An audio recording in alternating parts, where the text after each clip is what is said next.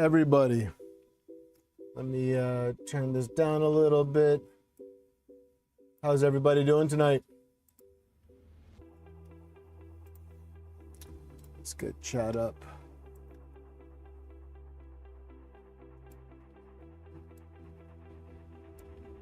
What's going on, Jason? What's up, Faith? What's up, Da Vinci? What's up, Man of the Croc? What's up, Mike? And what's going on, Tin? How's everybody doing tonight?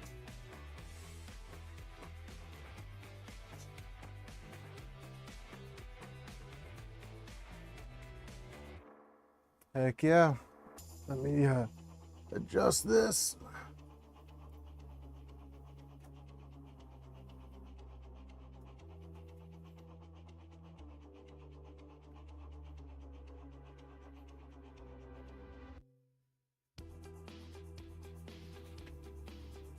Happy Tuesday, happy Tuesday.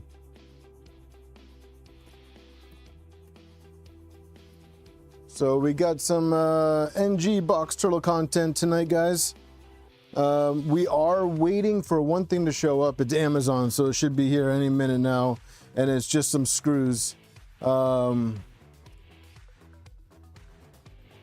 let's get the turtle going. Heck yeah, dude.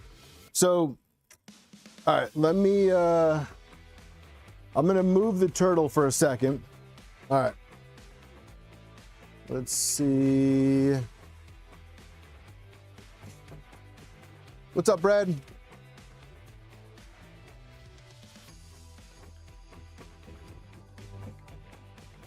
So I'm gonna move the turtle for a second so we can focus on the NG for a second, okay? So, but we are doing some turtle content tonight. All right, so I changed a couple things on the NG this week off stream. I know, shame on me, blah blah blah, but I wanted today to be a focus on the box troll configuration. The keen eye might be able to see a difference in here, but for those of you that can't, let me.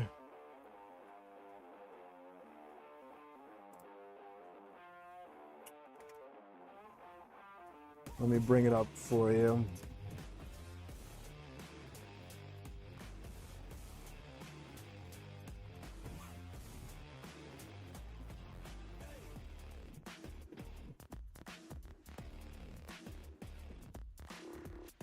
Can we see it now?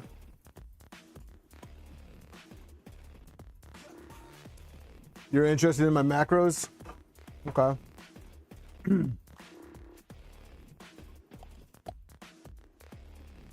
You're enjoying an absurdly large banana? Yeah, that sounds about right. All right, so some of you guys might be able to see this, but we lost a couple Z motors, and we have the CNC bed carriage right now. So one thing I noticed with the sus burner is, excuse me,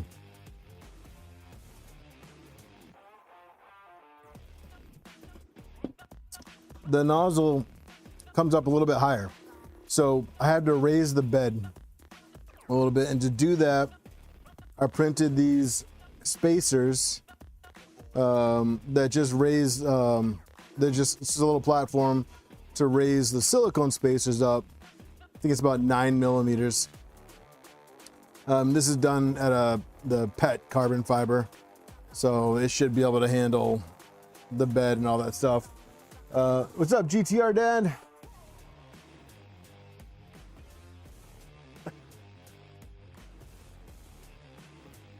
Sorry guys, I had a Caesar salad and had a piece of pepper stuck in my teeth. So what I'm waiting on right now is longer screws. I ordered some longer screws to be able to go through here so that we can engage this, but bringing it all the way up to the top, now I can reach the nozzle.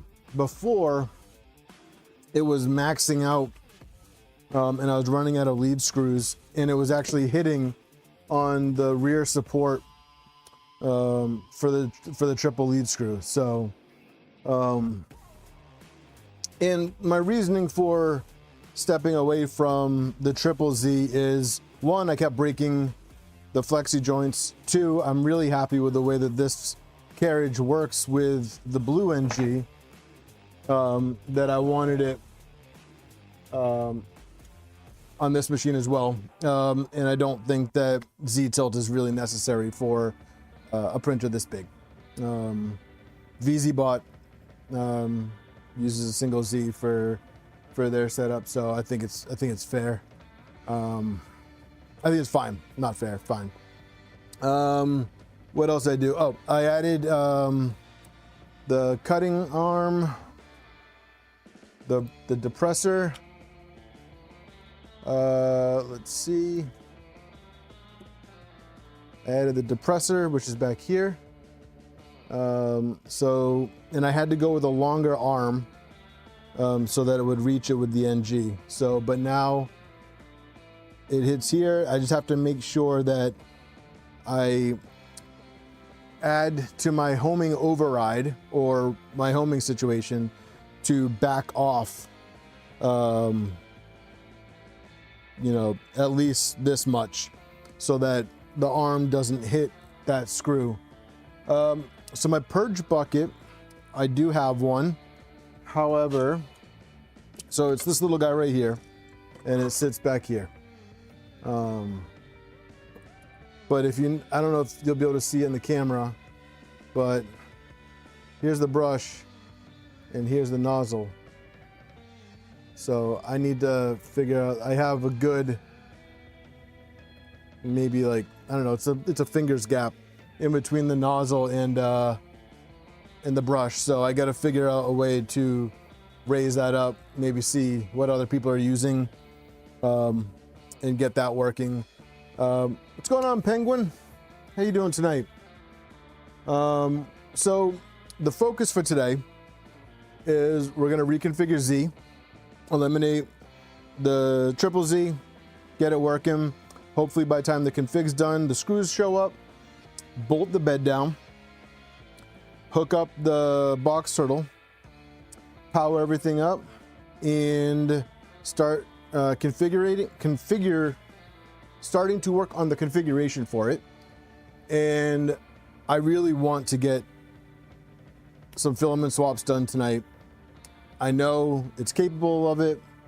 The overall setup isn't that far off.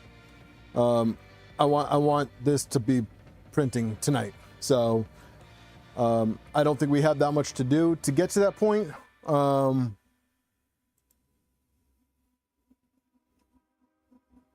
Yeah, Brad. So honestly, what I've been doing is just pulling the bucket all together and just kicking the poop off the bed and just having it drop right on the bottom. So that's what I've been doing. And I did see a mod out there for a 100 millimeter deep bucket. So I might try that. LTX, what's going on, dude? Welcome. So, yeah, so we're sitting at 14 people right now. You know, I'm not worried about how many people showing up, but I know that, you know, the NG is a popular topic and the box turtle is always a popular topic. So if you guys wouldn't mind heading over to Discord or Facebook or whatever avenues you guys use to reach out to people that might be interested in this, just let them know that we're live. We're going to be setting up the configs for the box turtle and making it work with an NG. So, and that we're using a sus burner. So, yeah, I don't want to open the enclosure because I like having it sealed. I do print primarily ABS on my machines. So keeping it closed is very important. Minimizing the holes that are in it is also important.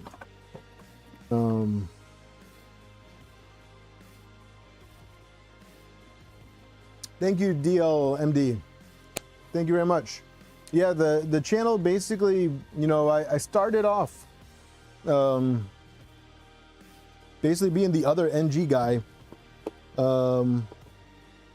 And I want to get back. I want to get back into more NG content. I don't think there's enough of it out there. It's a great printer, and I really want to get these things dialed in. They've been neglected the last few months with the Voron builds. Not complaining, because the Vorons are great printers, but this is also a great printer, and for the price that this machine can be built for, and you're repurposing a machine that you probably just have sitting around collecting dust, I think it's, you know, one of the best builds out there personally. So can't say that, Jason. RH is the NG guy. I'm the other NG guy. So, but yeah, without further ado, let's turn this around so that you guys can see the back side of it. And let's make sure that we get only one Z cable going back to the main board. And then I'll plug everything in. I'll power it on, and we'll go and we'll change the config around, and hopefully, yeah, like I said, hopefully by the time we get all the wiring and all that sorted out, Amazon will show up with the longer bolts, yeah. So one thing I'm also considering doing too is, so this was printed, oh yeah, so GTR Dad, yeah, no, I'm super excited to be doing more NG content. Yeah, there's more stuff I want to do with the blue one. I want to play around with the pink one again, and then of course, you know, this one I really want to do a lot more box troll content too. I feel like it's really something that I didn't show off enough of, and I really want to get back into playing around with the firmware with the software on it, and you know, I'm part of the testers for the dev software, but I haven't even had a chance to it. I've been so busy with everything else that I just feel like I haven't been putting the level of effort into this particular machine as I could. Robin, welcome back. How you doing? Today was good. Got my schoolwork done. I got one more chapter to finish, and then an exam, and I'm done with classes for the summer. I can start focusing on getting ready for 3D Printopia, and honestly start working on this, the channel, the armored printing, everything that I've been backburning because of summer classes, all that stuff. So I'm very excited to have a little bit of time coming up to be able to focus to stuff that, you know, has just been, you know, backburnered. So all right, so this one can stay. I'm gonna open this back up so that I can reach that one cable. What's up, Musaka? Mike, that's what I like to hear, man. Live your best life, dude. School's not out yet, man. It's not out yet.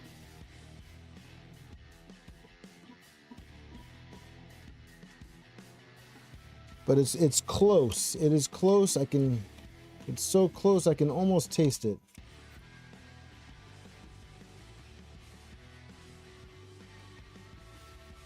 But, you know, I can't complain. I'm going for business, and you know, my marketing class that I took early in the summer went really well.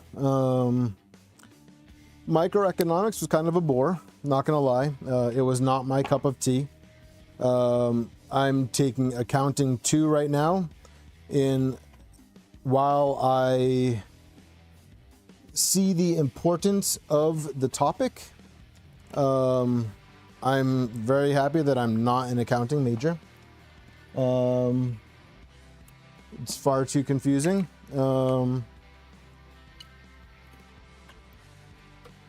So that's that.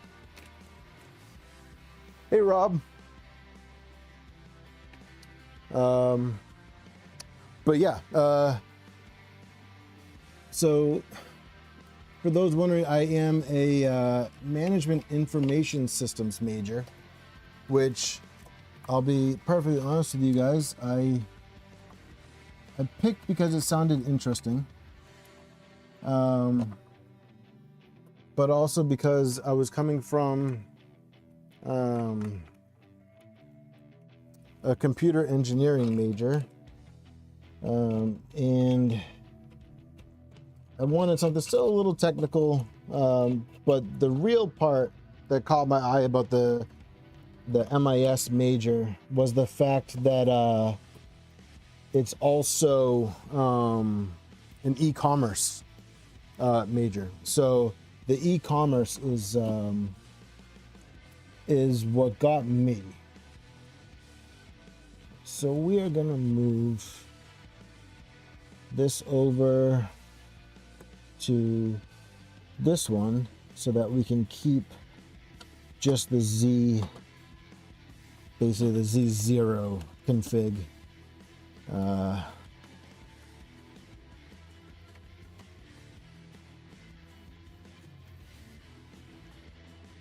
The bat sus burner, yeah. Oh, you changing the LED logo? That's gonna be cool. Yeah, I'm looking forward to seeing that when you're done. I do like your whole Batman theme that you got going on your printer. It's looking really good. All right, so that's cool. We can use these for another project. And the cool thing is that with single Z, the whole print start macro is a lot simpler. Hey, Ref. How you doing, man? Sorry I wasn't much help with your question yesterday. You kind of caught me in the middle of some schoolwork and driving and having no real actual knowledge on what you were trying to accomplish with your setup. So, my bad, dude. All right, so motors, these are all hooked up. So, I mean, yeah, so we're done. We're done back here. I got the motors swapped back over.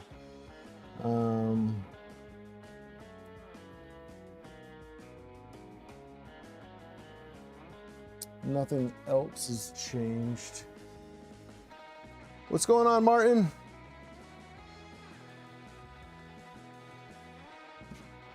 Glad everybody's showing up, trickling in. Birdman, what's going on?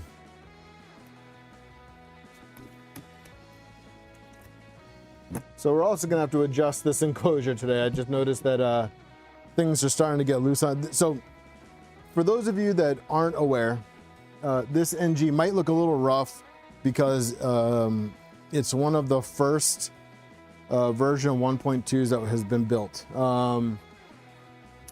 What's up, Zybertech? So yeah, it is a little rough. It needs to be cleaned. It needs some TLC. But yeah, this was one of the first.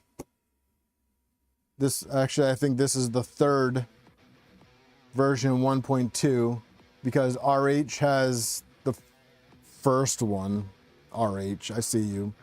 And then the pink one is the second 1.2, and then this is the third.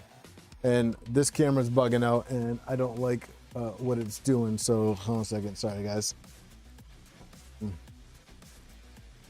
I don't want that.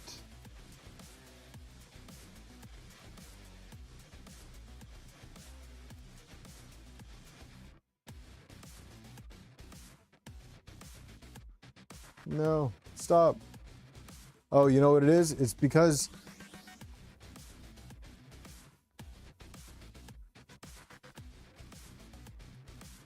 Is that a thing, LTX? I was gonna ask you. I need to, like, I need to clean this. Like, this is pretty bad. Like,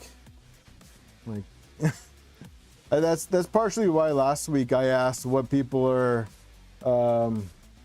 cleaning their panels with. Like if you, I don't know if you can see how, like, yeah, there you go. Like how bad that is, but there's a bunch of ABS residue on the inside and just a bunch of scratches. But yeah, I definitely need some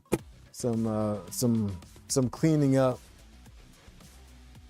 and I definitely need to do that before 3D Printopia. And I will not make the same mistake I did last year by over lubricating my Z rails. That was a disaster. I got so nervous before last year's show that I just did all these like ridiculous things. Foam pad and 3M compound to buff acrylic. Dawn acrylic and power wash. Okay.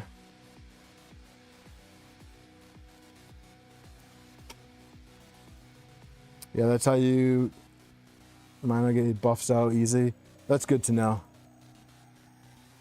Oh, I do have a headlight restoration kit. Okay, that's good to know. That's good to know. All right, so I'm gonna put this up here. And we're gonna plug this in, this obscenely long cable.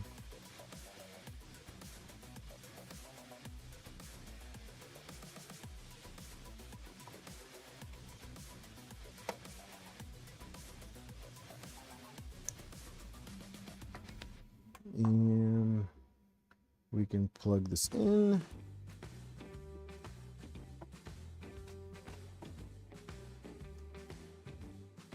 And the switch is already turned on, so that's cool. I hate when that happens.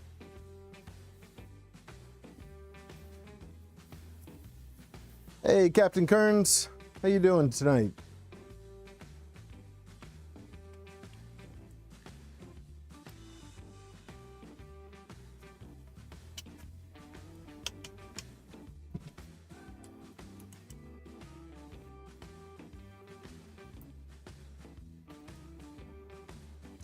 So while I got you guys here, you know, speaking of box turtle, armored turtle, multi-color machines and all that fun stuff, I still have the Happy Turtle lettuce feeder that I gotta set up, and I don't think I'm gonna be putting it on the Trident anymore.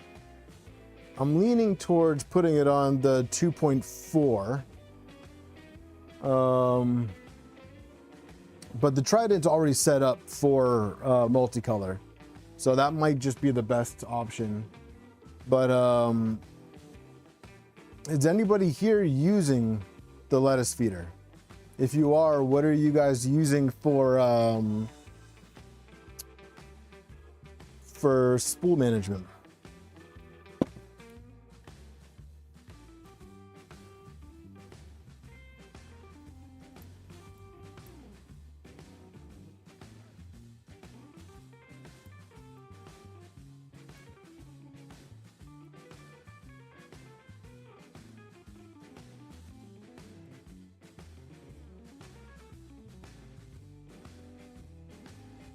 Sorry, just adjusting the size of chat. Wow.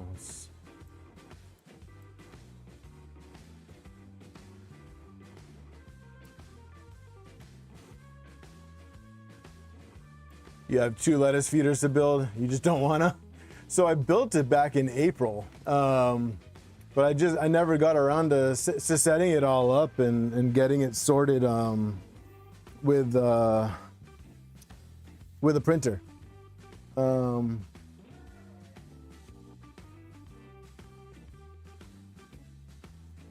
Brad, that's what I was thinking. The filamentalist, yeah, that's what I was thinking.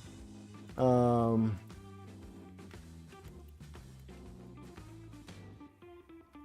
let me. me share my screen with you guys.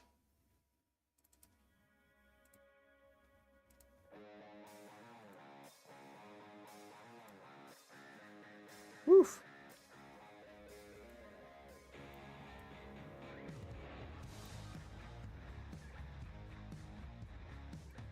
So now we got to go in the config, and we need to get rid of the other Z's.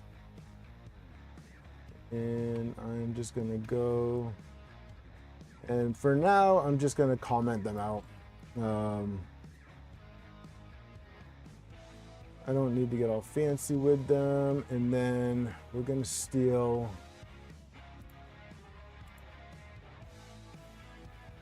a couple of settings from this guy, because there is a couple parts to Z that you're going to want. So there's a gear ratio for Z that you're going to need.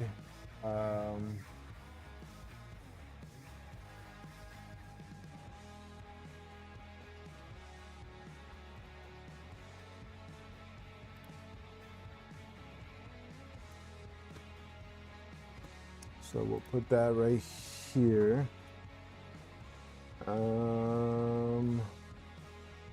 I think that's it. I think that's all we need. Oh, we can get rid of Z tilt as well.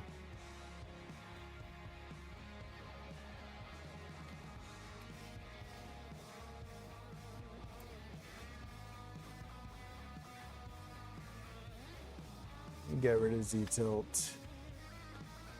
Screw tilt, all that's actually going to be more important now. And then we do need, you know, I was actually thinking too, is I have this set up for sensorless homing, and to avoid hitting the lever for the bolts, I could have it home to the right.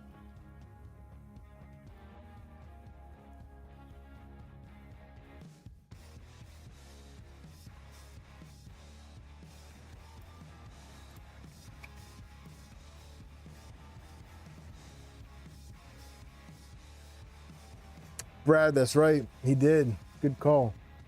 So I got to admit the end. Thank you. Thank you, Captain Kearns. Yeah, this is the atomic green. This is the atomic UV green. And honestly, it's my favorite green that I've used. I do love this. You ditch screw tilt with the BD sense. So I'm keeping screw tilt because I'm ditching Z tilt. But basically, once I level the bed, I won't need to touch it again because this bed mount it's so stiff. Like I'm running the same setup on the Blue NG, except I'm using the Precise Printer Parts bed on that one. I don't ever have to level that.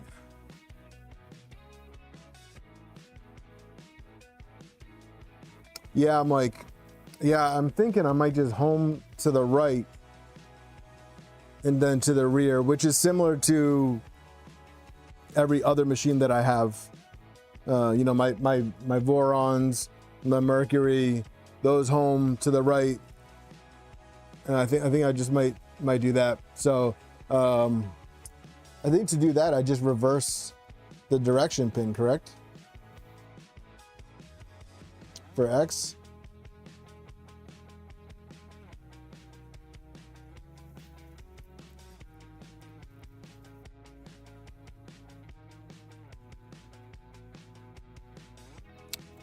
So Captain, what do you think about the Duender? Do you think it's worth it? You having to use 2 Ender 3s for that build?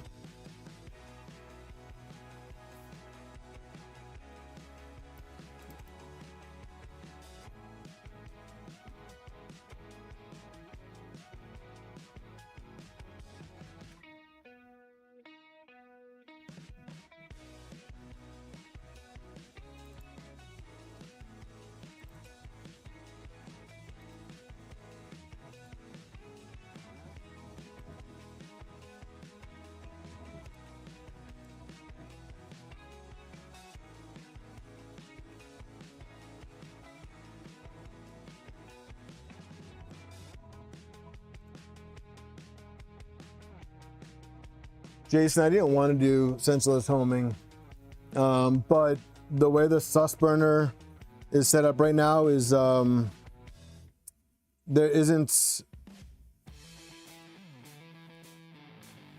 the X end stop would work, but I would have to edit the mount, the Y arm. I would have to edit that and have that have a large, a bigger arm to press the end stop switch. And I just didn't, excuse me, I didn't want to fight with that. So sensorless was super easy with the Kraken. It's just a jumper and a couple configs, and honestly, it wasn't bad at all.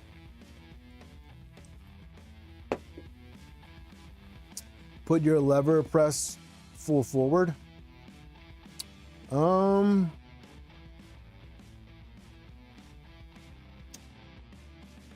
Yeah, that's not a bad idea.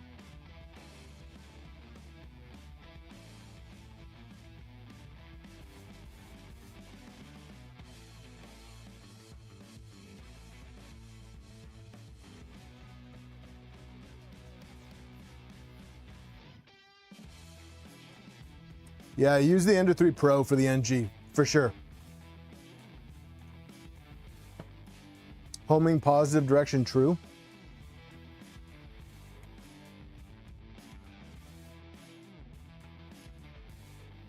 So that would change it to print to home to the right instead of the left.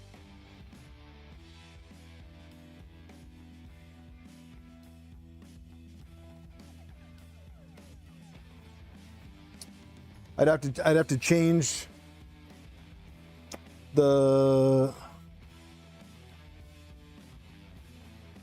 position end stop to max.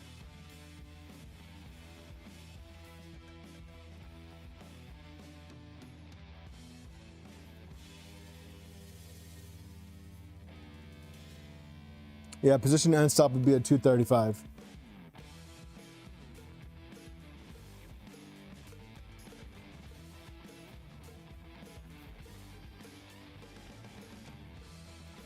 So position end stop 235, and then homing position, homing positive direction true.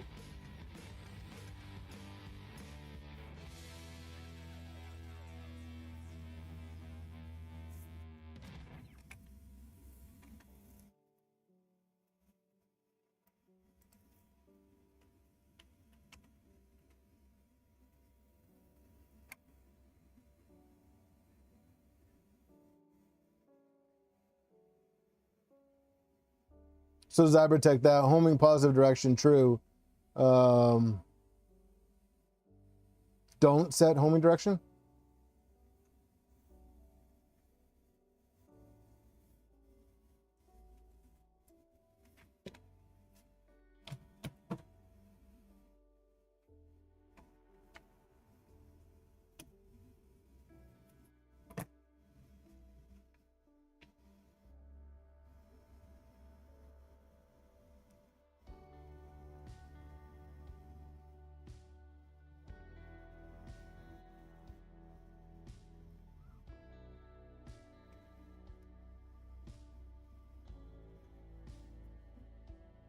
It'll auto update to nearest max if not set.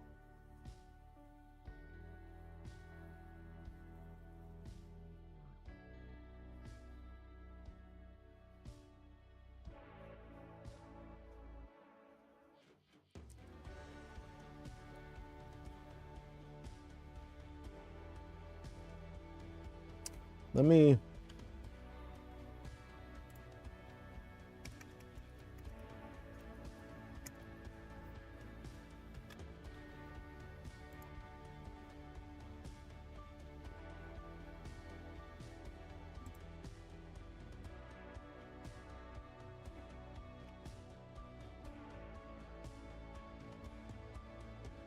So this is the trident.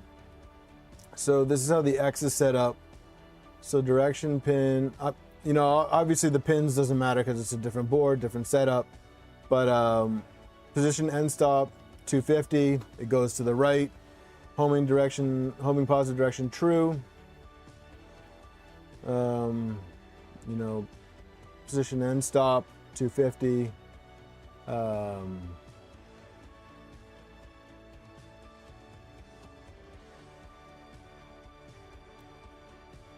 Let's give it a try. Let's give it a try. You know.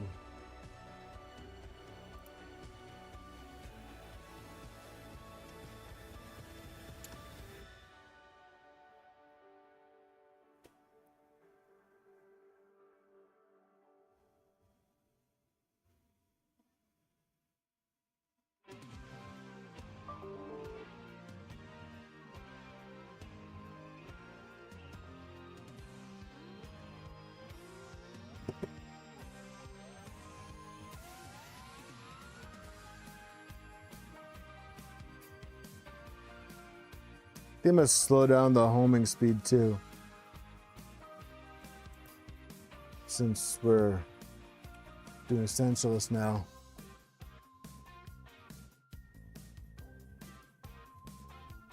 Let's try this. Yeah, we'll figure it out, Brad. What's the worst that can happen? It crashes? Oh no.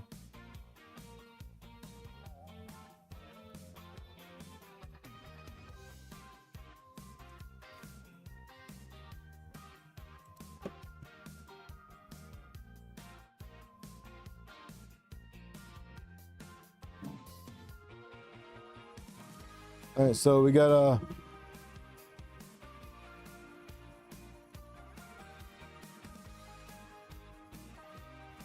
so I just gotta play around with the sensitivity now.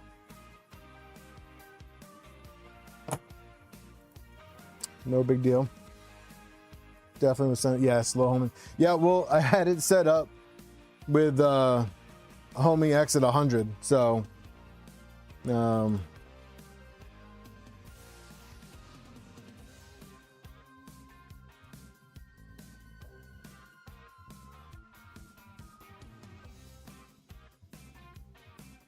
to think.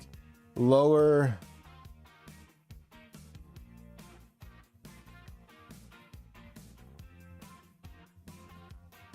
is less sensitive. So let's try one.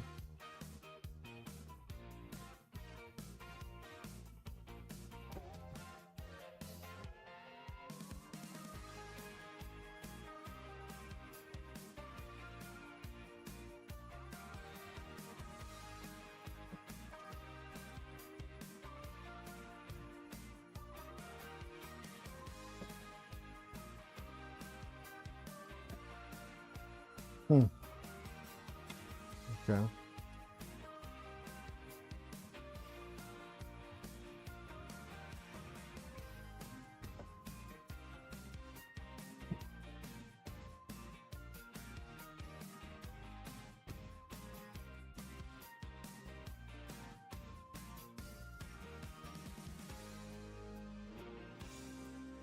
Come on. Come on. No trigger. All right.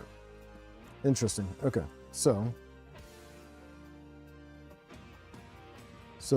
there's a little bit of resistance here, and I think that's what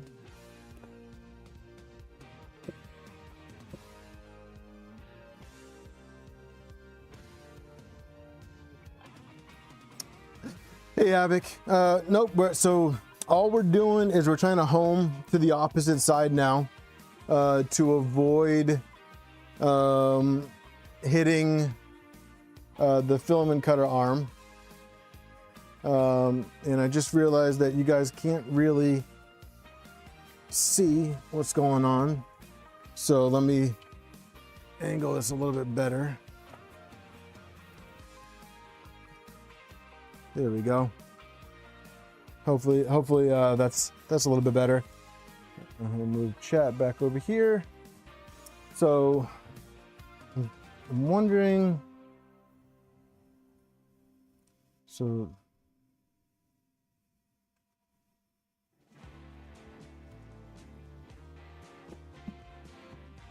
so 0 doesn't work. 1 doesn't work. and then 2.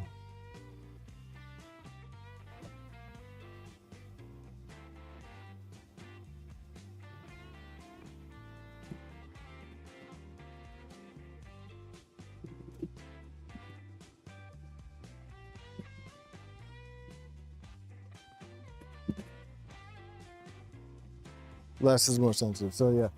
All right, so I'm actually gonna do this. I'm gonna go bump the homing speed back up and try to find, you know, a happy medium between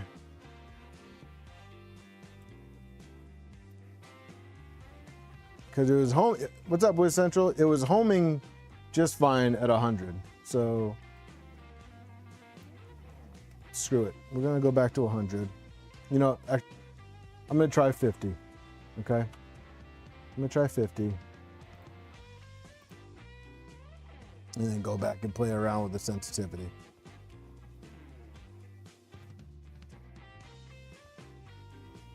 What's up, Phil?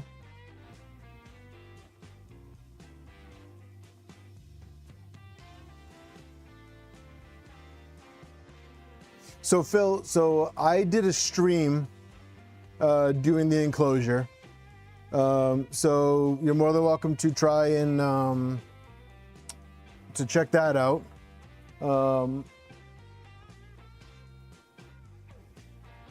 yeah, so you're more than welcome to check the stream out on that. And then if you have other questions, you can always reach me on Discord too. And I can help you with that. But yeah, there's no manual for the enclosure.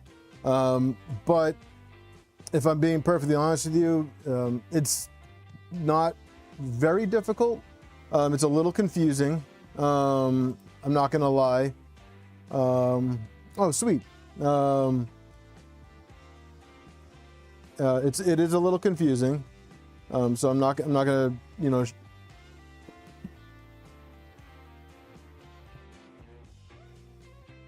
Boom. All right, so let's change that field to 1. I am happy with how that homed.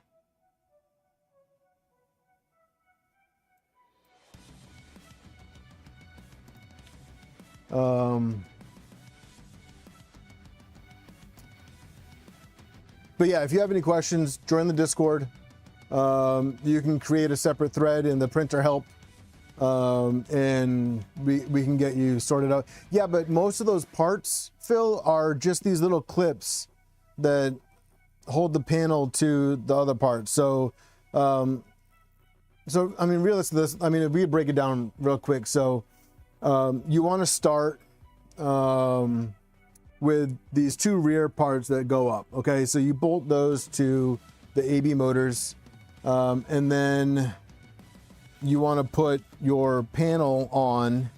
And this isn't step by step. Okay, this is just me going off memory. Okay, so you want to put your panel on so that it lines up with the top hole on one of these uprights in the rear and the bottom hole in your front foot. And then you put your panel clips in that way, and then you can put these bars across, and then you do your latches, and you just kind of play around with the spacing on the latches and all that stuff, and it goes together pretty quick.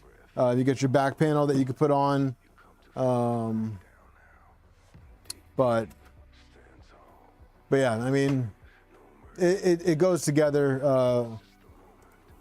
It starts going together, you know, easier once you do it. Granted, I've done a few of these now, so all right, so let's try that again.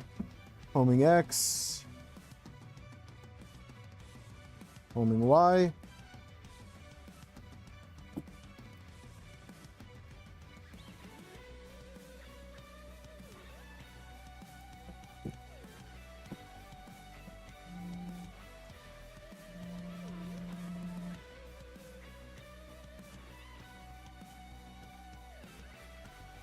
I am a little bit nervous because the bed is not secure, so finger is on.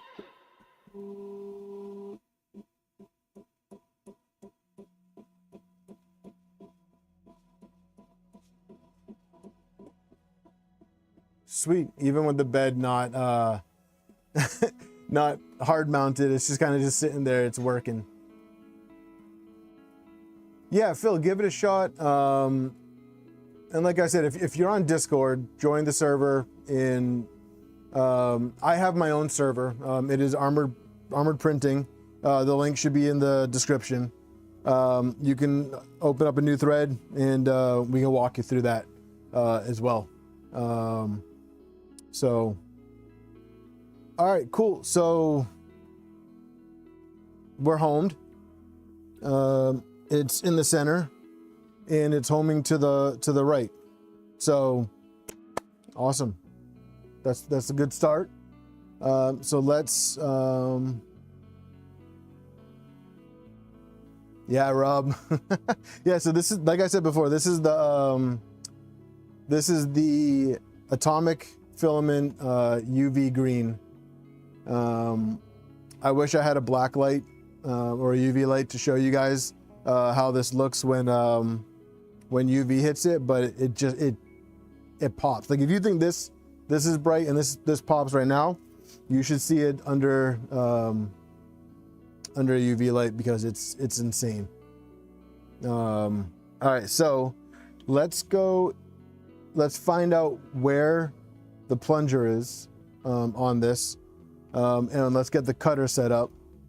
So let's do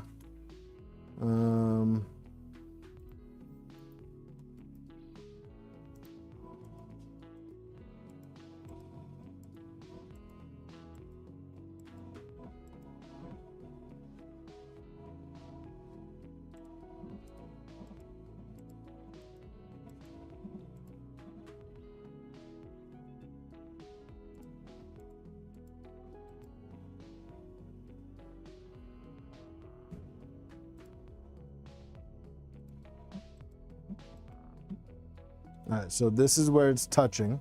So let's write that down. So we're at 14 to 14, and then fully depress. Yeah, Dad, I'm live. You come here. No, that's fine. That's fine.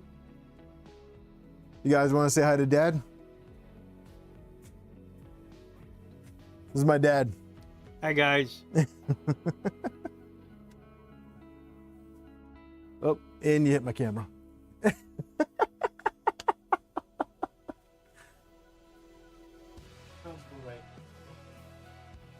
All right, so we're at 214 on Y and 14 on X, and so let's see how much trouble we have. They're saying hi, Dad. They're saying hi. And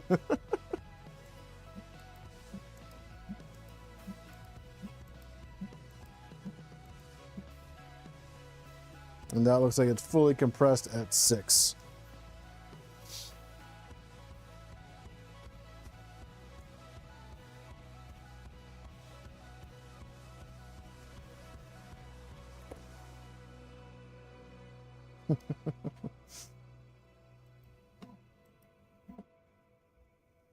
All right, so let's go in here, and you know what? Let me make this window a little bit bigger for you guys so you can see and figure out what is going on with my camera.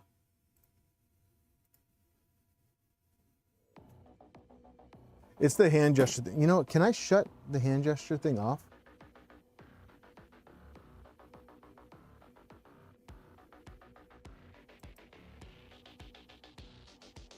There we go.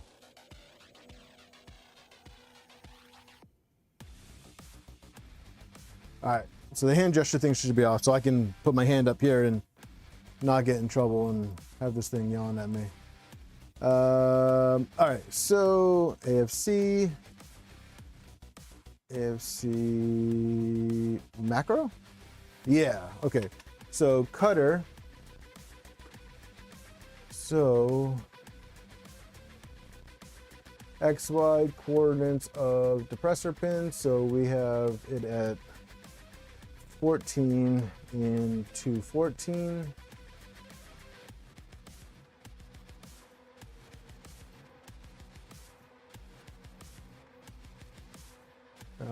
And we want it to cut to the left. And it's gonna go 8 millimeters.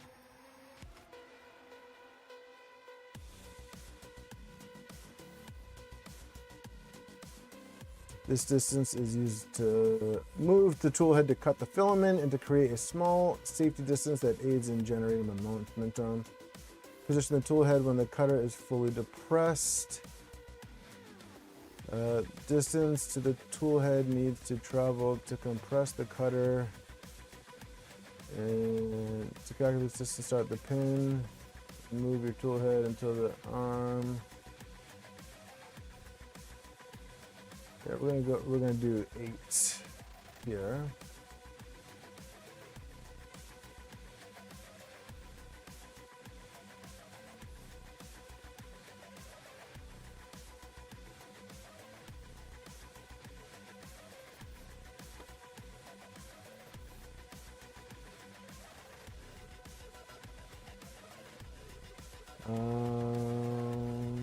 I think these speeds are fine.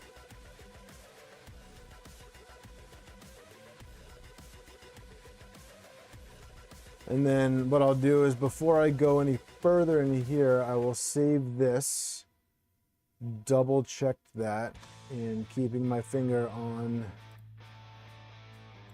the button. And then check C.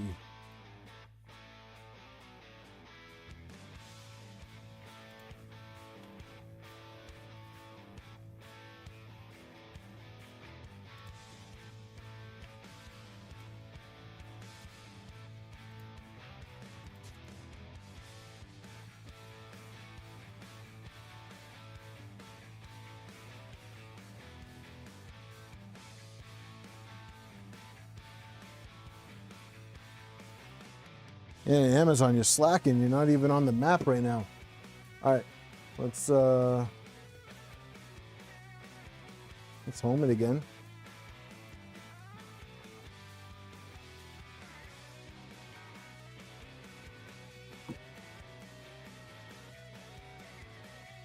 So what's everybody working on tonight?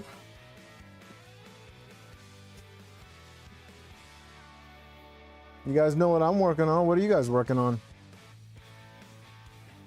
Hey, Raj.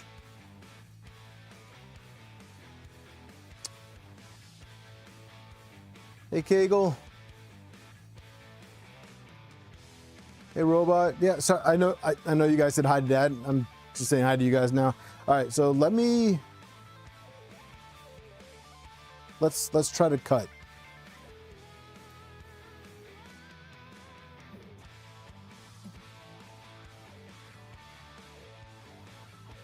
Perfect. Perfect.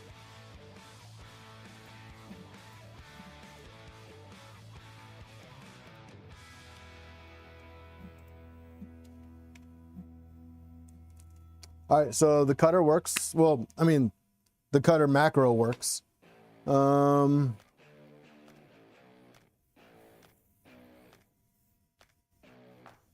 on CAD, you're at work. Unclog ABS inside the nozzle on the P1S. Yeah, that's frustrating. Playing Dune. 2.4 laundry, gross.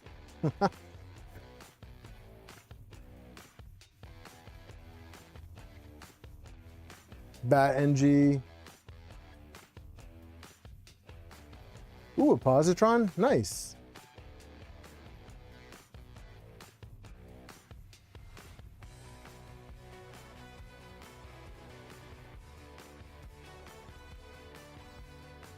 Very cool, very cool. You guys got some good projects going on. You're printing a low friction spool holder for your Elegoo Neptune 3. Okay. Chinese buffet bread. All right, so why don't we do this? Let's put filament in the box turtle and see what happens.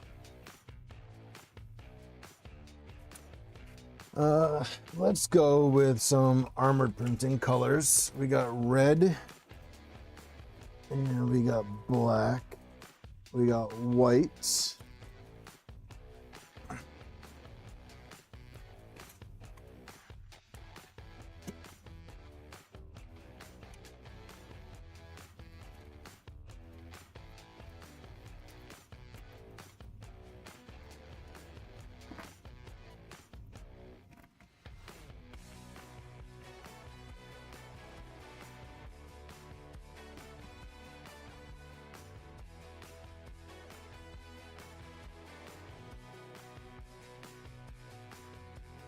what's up, Joe? All right, so lane 1 is loaded. Lane 2.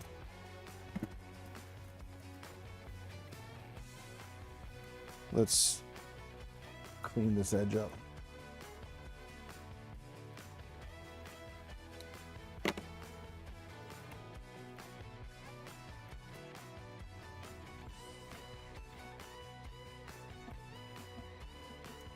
Jason, the Rapido Ultra High Flow is it's a good hot end.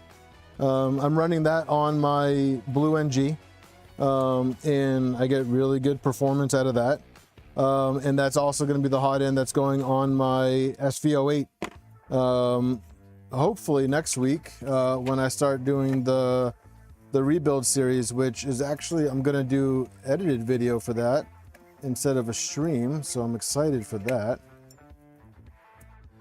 I need to dry this filament. It's so brittle.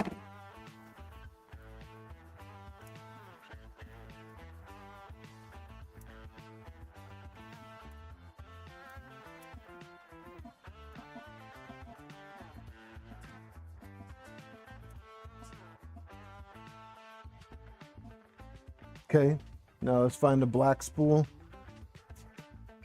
Wait, do I have black? We need silver. We need silver. Get a little bit here. I got more coming in.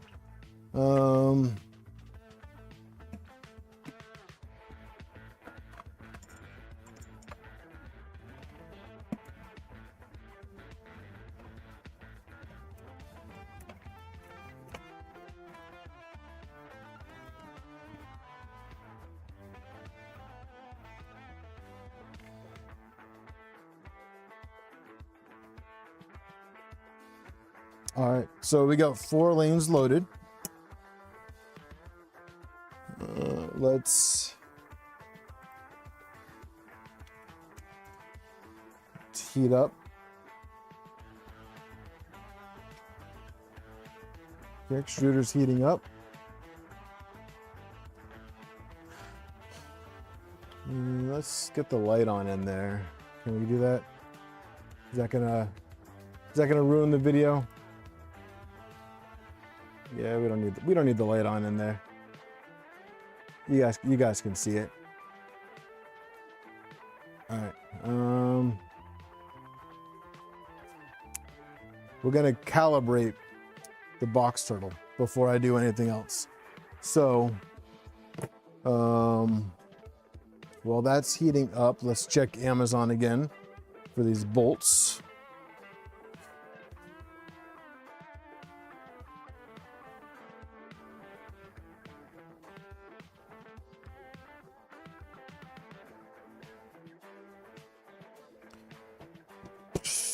Man. All right, let's see.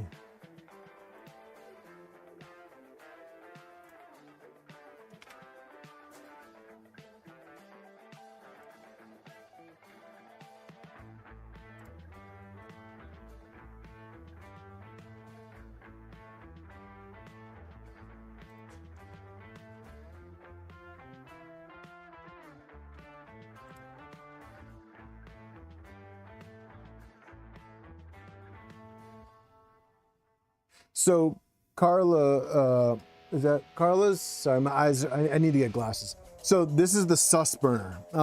It is a project that is being worked on with the Armored Turtle team. specifically a gentleman that goes by the name of Wee Mantella. So he is also running a box turtle on an NG, and we've been talking for a while, and he shared the files with me. So we're putting it on here and we're getting it set up. He's had great luck running the sus burner on his NG, so I needed some luck on a tool head. I think the one that I was using before, I just didn't do a good enough job on the assembly of it because the bones of it were solid. But I think there was something that I did maybe with it that something wasn't working right. I was getting a lot of clogs, I was getting a lot of jams. So we're gonna try this. This is hopefully a much more refined, tried and true method. All right, so let's calibrate the lanes. Let's start with lane 1.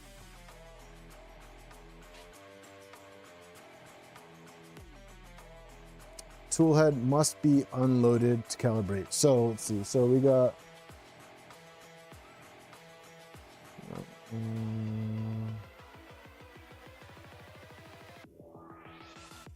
tool start. Okay. Oh, okay. Wait, it says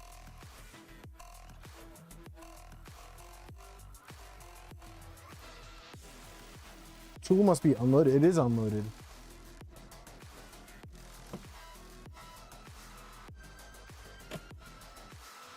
Let me see. Filament. Tool start. Detected. Empty. Detected. Empty.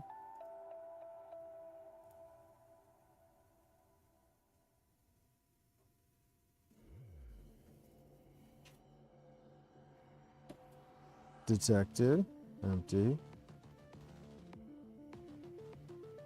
Hey, down under, how you doing? Let's try that again. It's saying it's empty. Let's calibrate it.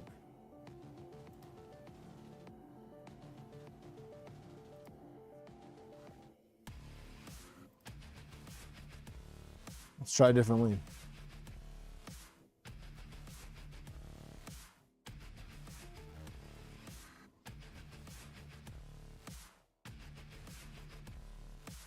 Okay, so let's see.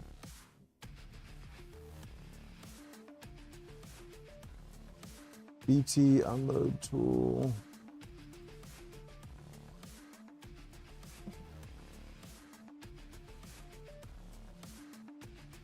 Oh, we got an error. Clean in the garage. Extruder reports. Why? Why are we getting an error with the Oh, that's why.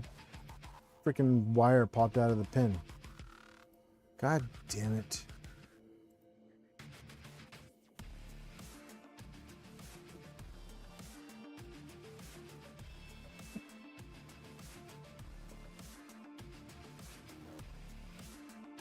And that sucks.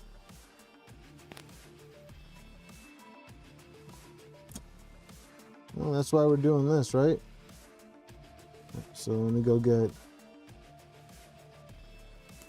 crimpers.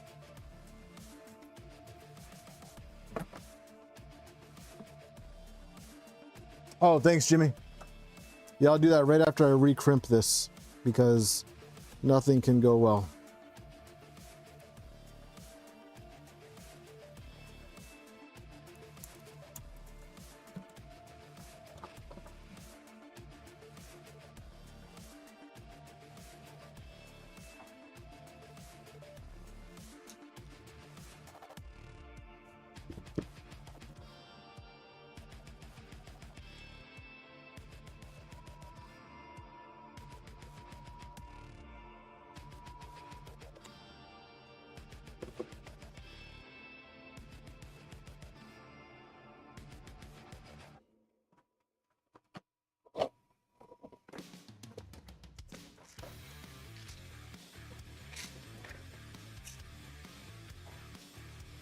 What's up, Timor?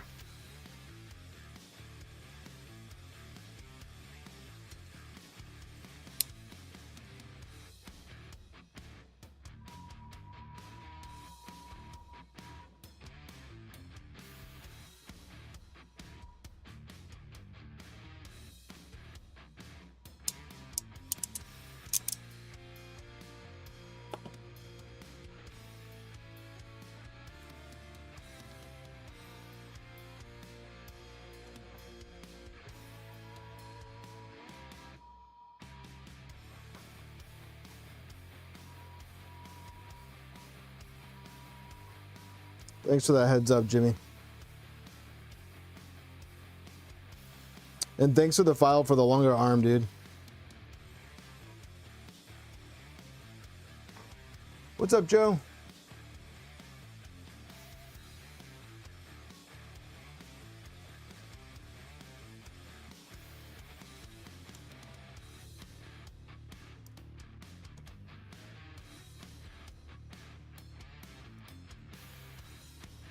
Everything else looks good. Now let's turn this back on. Hey, what's going on, Dan?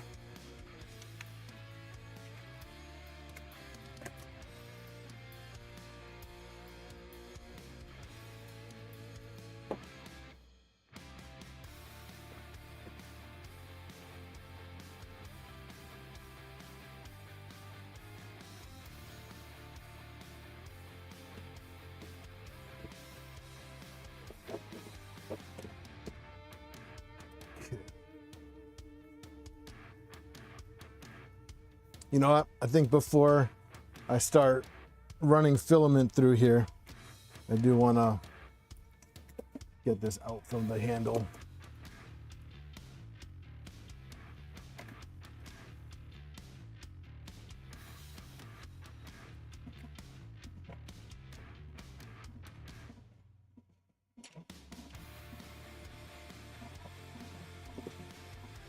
Yeah, that works for now.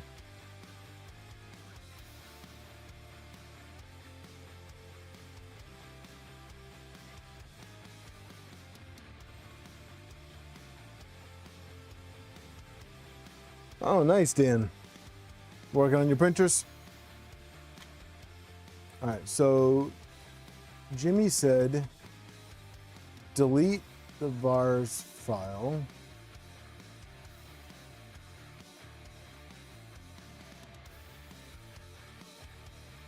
Like just, Jimmy, just delete everything in here?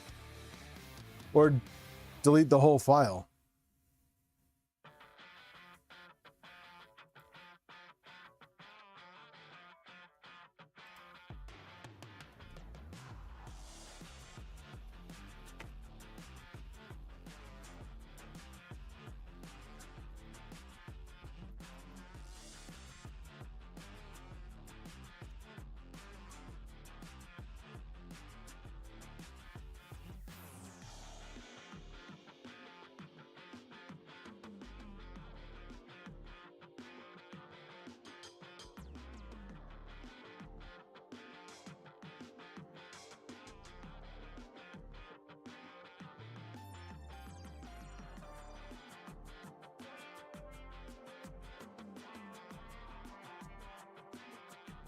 Network stuff?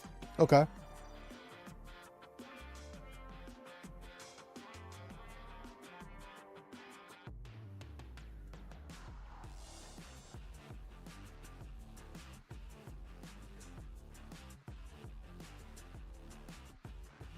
Martin, I've always been impressed with your ability to watch 4 streams at the same time. Awesome, Jason. Thank you very much. Eric, also, if you're watching, your frame arrived. I have your frame, Eric. So if you're watching this, it showed up.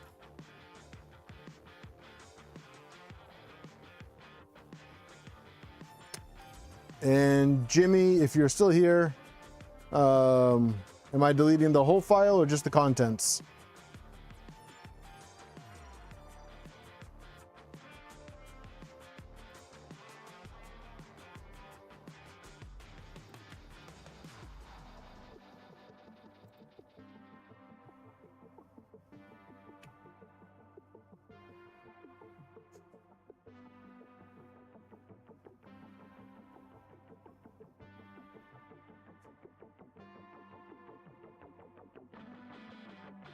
The whole, so just right here in the config, just select it and delete it. It gets recreated. Okay. All right, cool. So, and then reboot, firmware restart, or just, I'll just reboot the whole system. Screw it.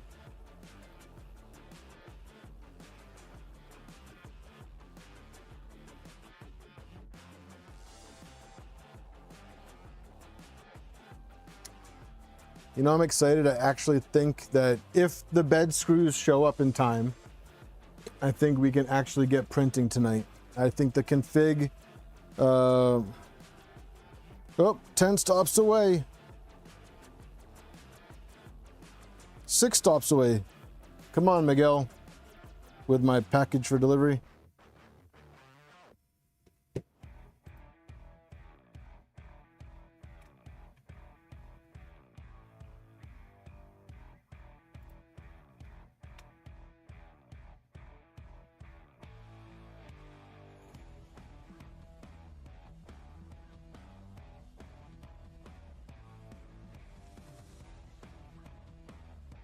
Jimmy, the file is not there.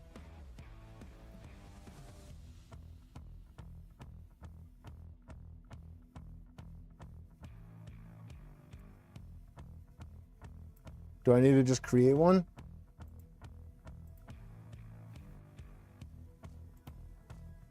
Oh wait, it's there. What the hell? Why do I get this error?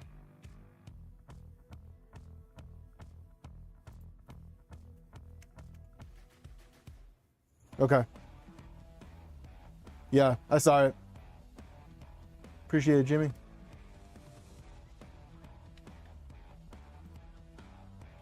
All right, so let's try to calibrate it again. So calibrate. Okay, calibrate lanes. There we go.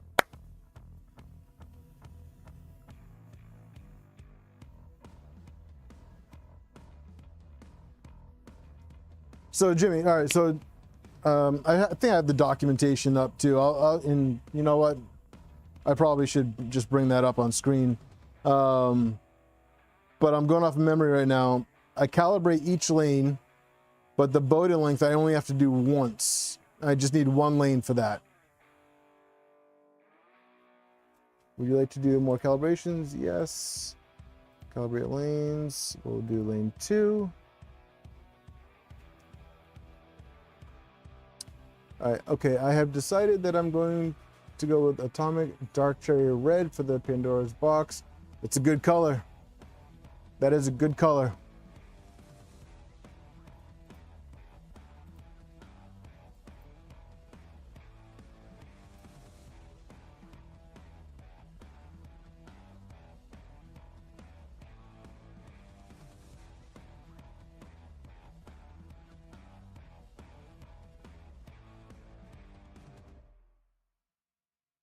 Yeah, I was just going off memory, Jimmy. I do remember that though.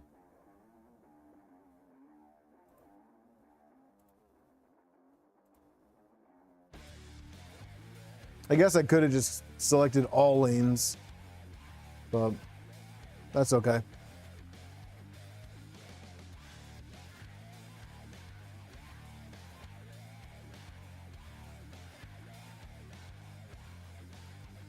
Calibration failed for 4. Okay, so reset lane.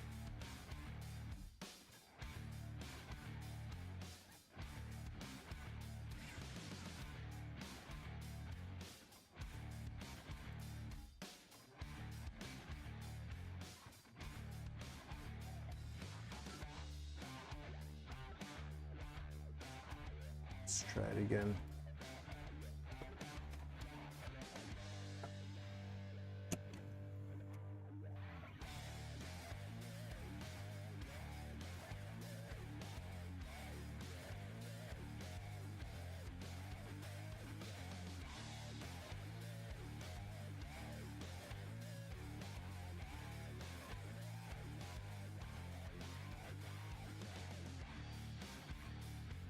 Well, if I can pull the filament out like that, then I'm willing to bet that the filament gear is not grabbing.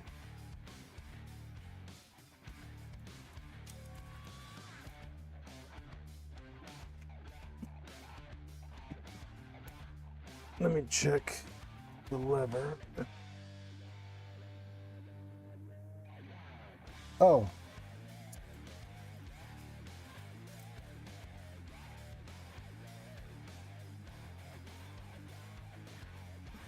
For some reason the Bowden wasn't connected.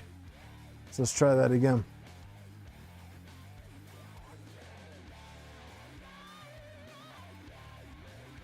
That was weird.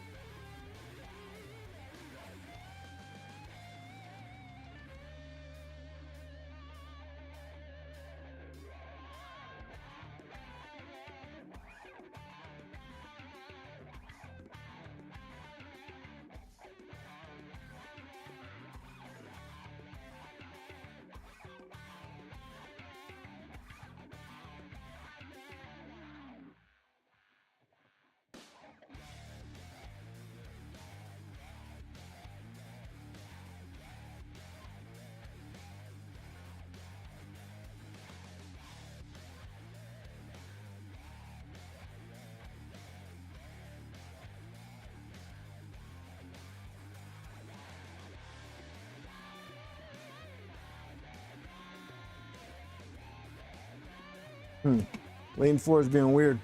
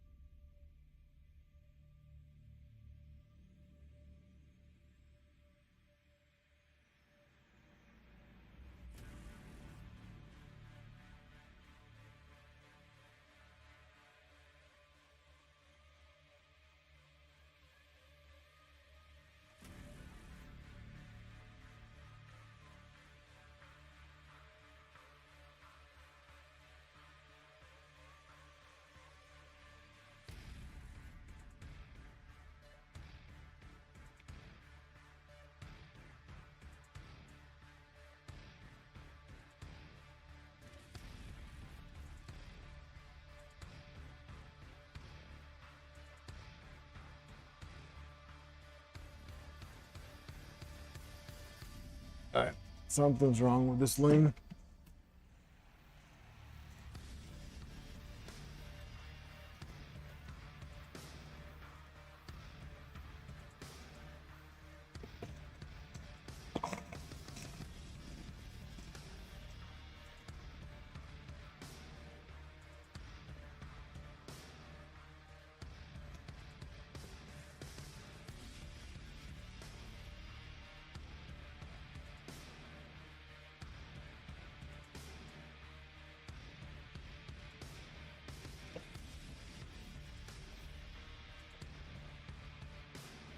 What the heck?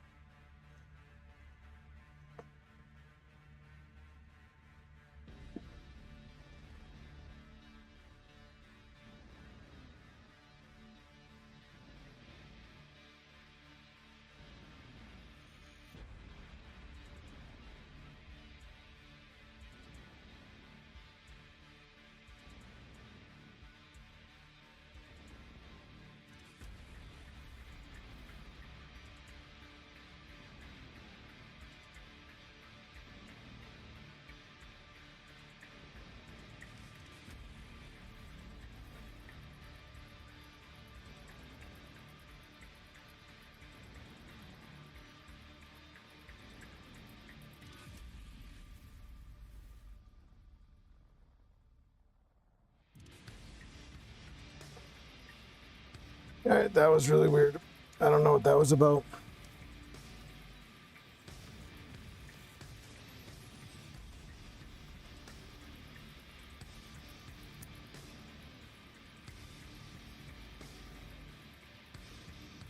Let's try that again. Calibration failed, yeah. I'll say. Hub is already clear. I'm trying, yeah. So I cleared it. All right, so hopefully you guys aren't running into snags like this.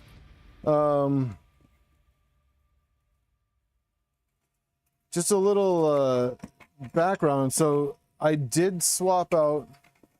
Little bit of background information. Okay, so I do test some of the stuff for the box turtle. One of the things is an extruder. I'm trying out one of the extruders, and I think I may have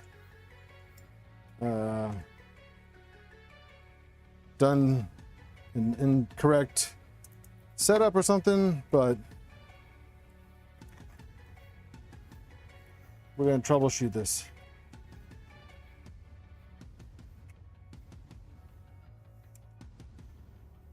All right.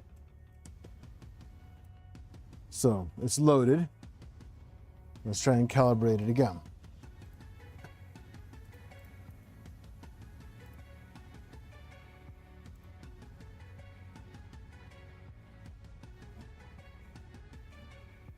Okay, I see what it is. I see what it is. It's not even the extruder. It's going backwards.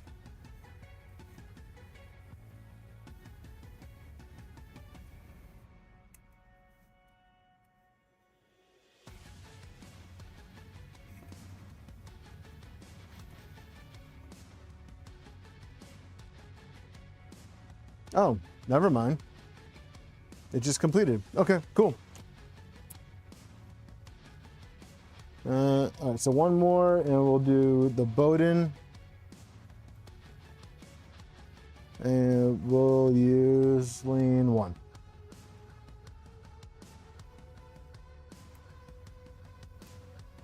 Yeah, Jimmy, I know. So I was watching it first and I was like, oh, it's really weird because it's going backwards and then it started going forward again.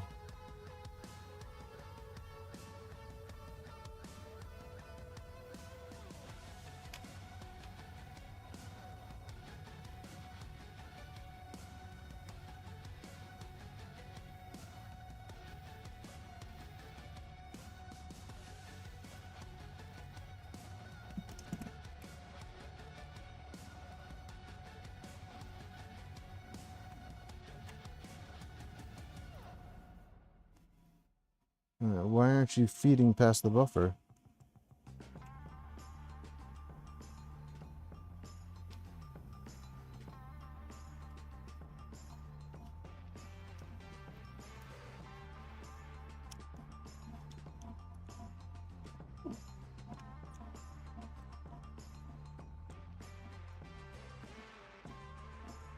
That was weird. I'm gonna have to recalibrate that. That's gonna throw it all off.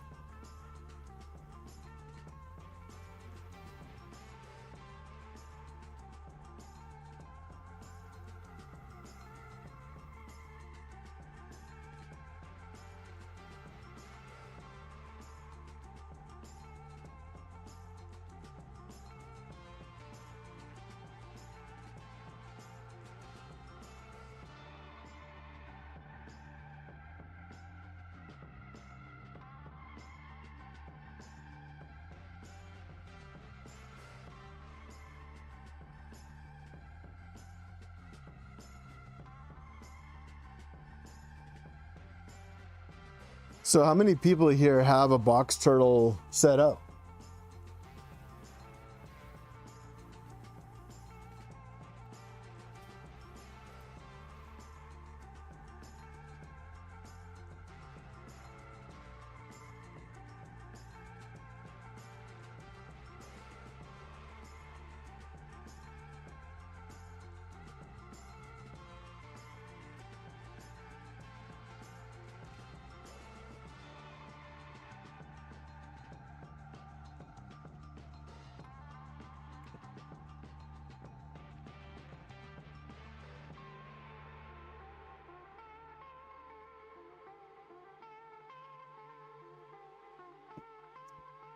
You have one built on a Tridex? Dude, that's awesome. That's awesome. All right, let's try to calibrate that again so that it doesn't get stuck in the buffer again.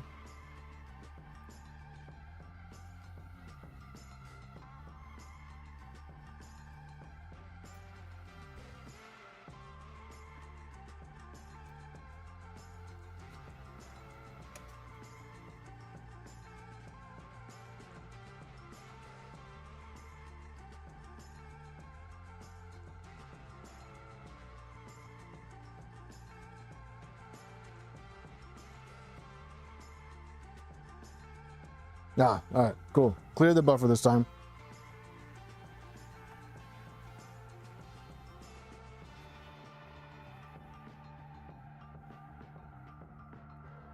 It trades an HTLF kit for a P. Oh, okay.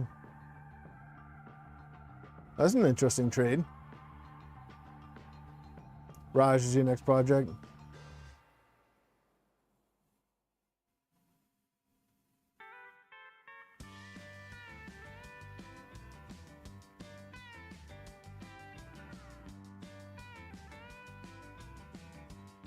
Oh, we're the next stop.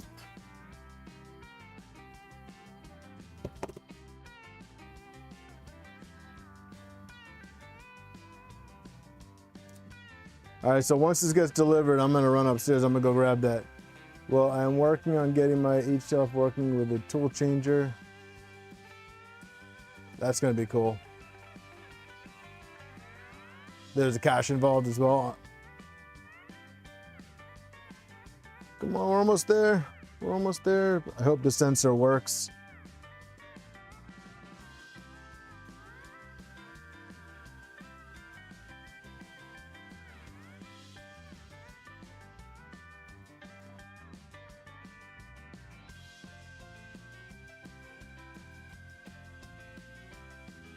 Well, it stopped and it's coming back, so that means that the toolhead sensor works, so I was able to fix that.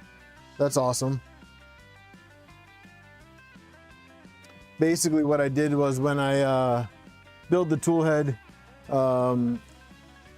I didn't have the switch in the right spot, so what the ball wasn't fully in the hole. All right, cool. Nope, no working about calibrations. Calibration's complete. All right, so let's home it.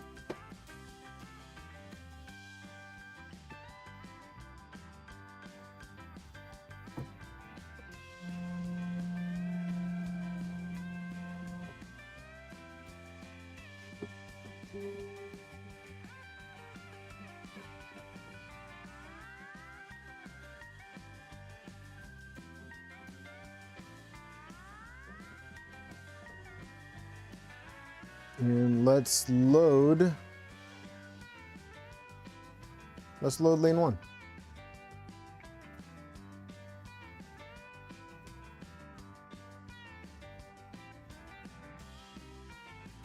You know what I didn't do? I didn't adjust the sensor to nozzle distance.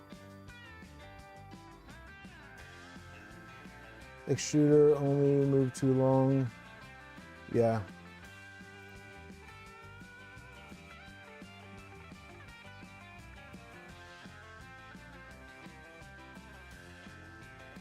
All right, so let's open up the Susburner Discord. I mean, not Discord.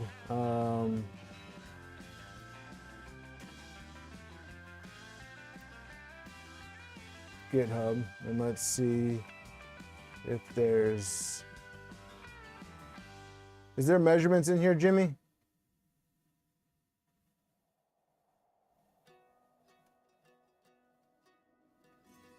Like filament, like the Filamatrix has?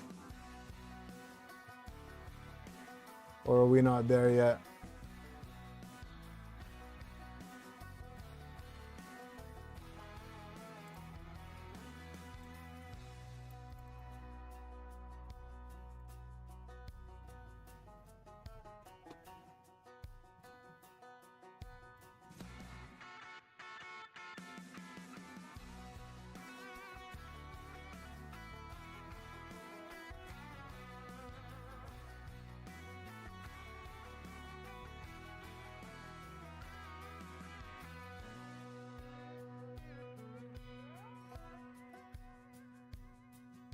Oh, that's a good point.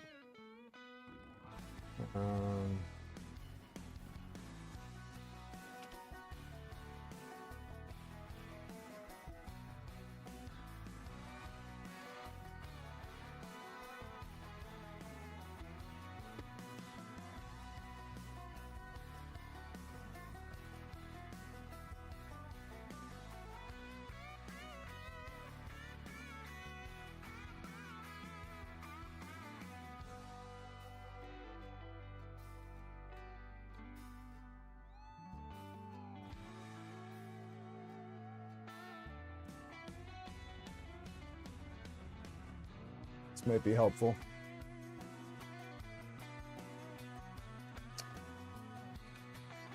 All right, and then what else do we got going on here?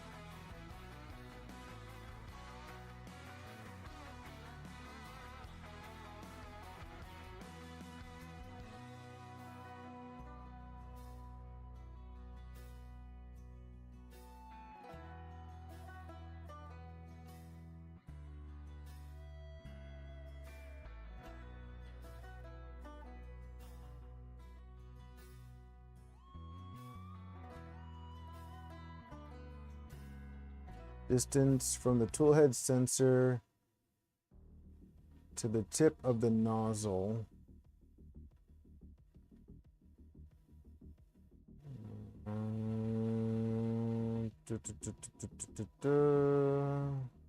So this stuff is going to have to be calibrated. Let's see.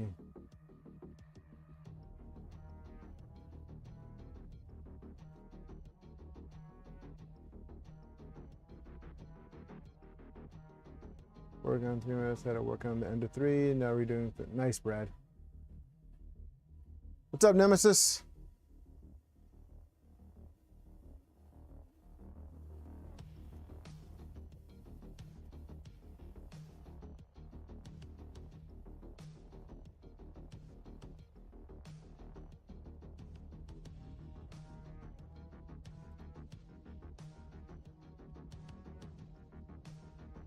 I think this is all gonna be the same. Hey, Jimmy, are you still in here?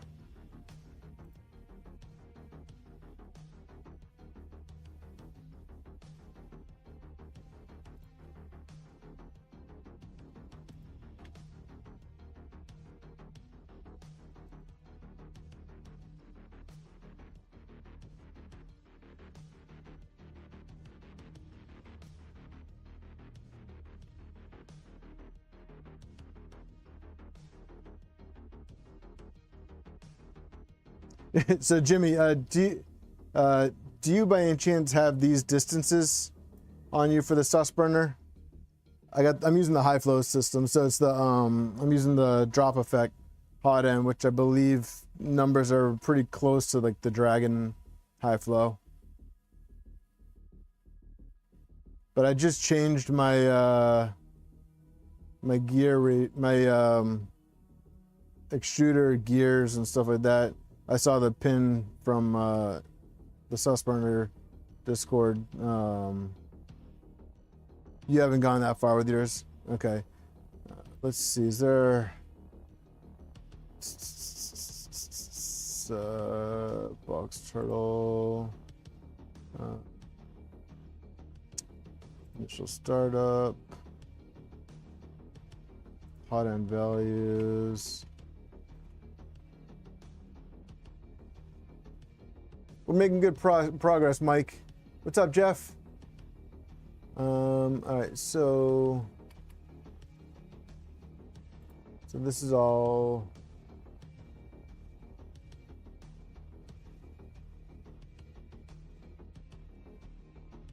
Let's see if Weeman Till is around.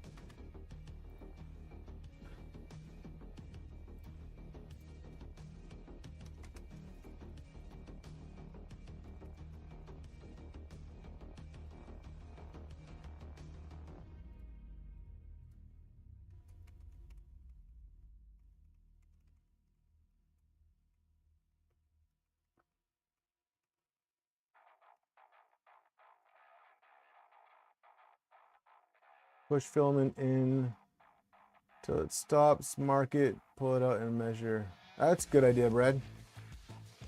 I like that idea. All right, so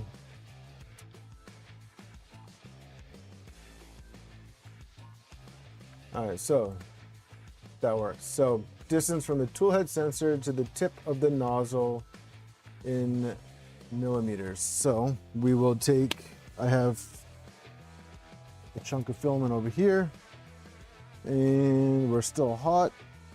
I like the way you think, Brad.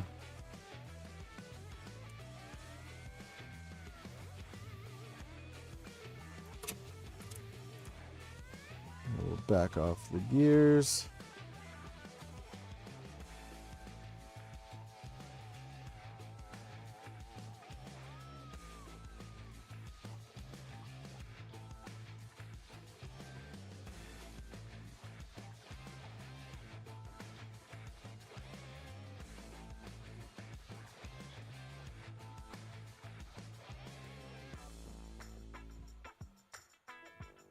So that's the sensor. Let's push it all the way in.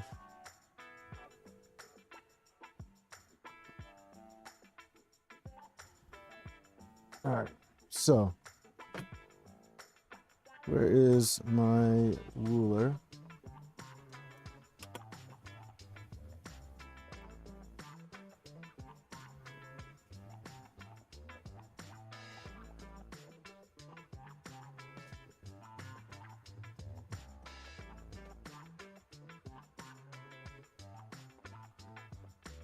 There you are. All right, so this whole strand right here is 85, but we have to subtract from when it enters.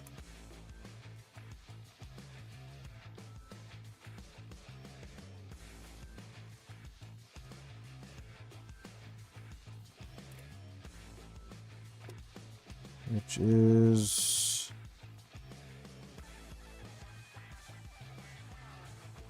about 32, so let's say 50, 52. Try that. Unload distance for toolhead altogether.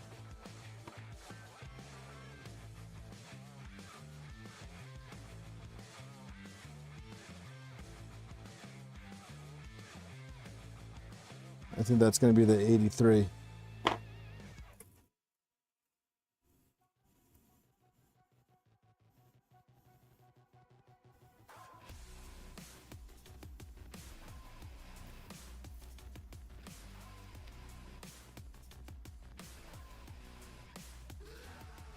No, that's not going to be the 83. That's going to be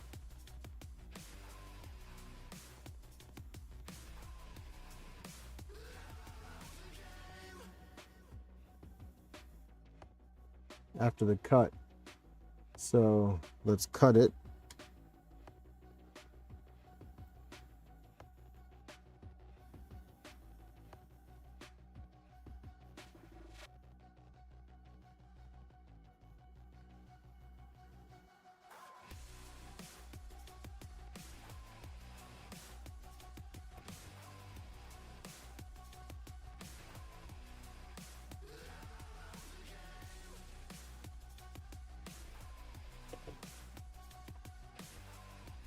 $60.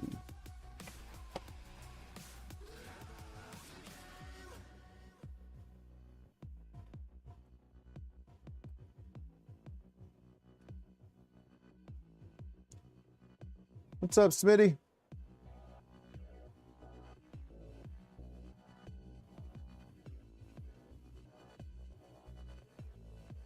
All right, we're gonna try this.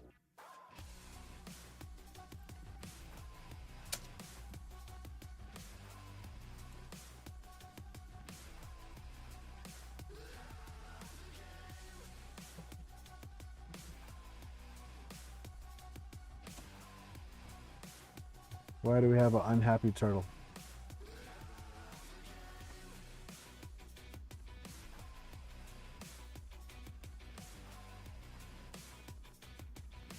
Jimmy, is this the VARS file again?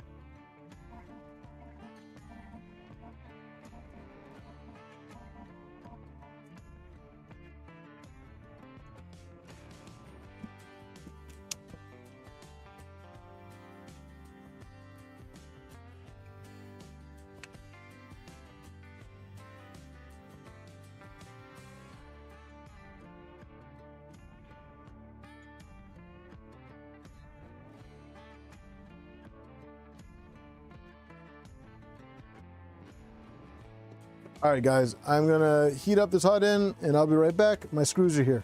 So give me 1 second.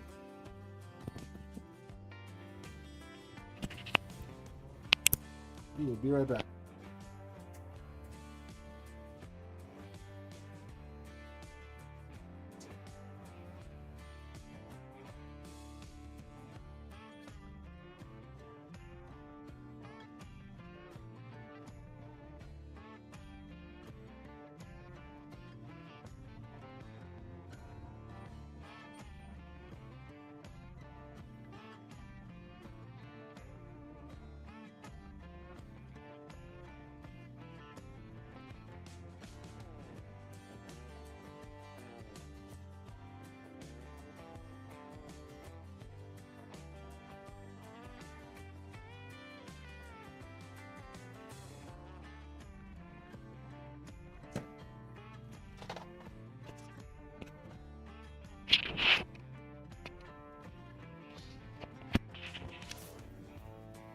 All right, so hardware is here, so we can get this bed mounted finally.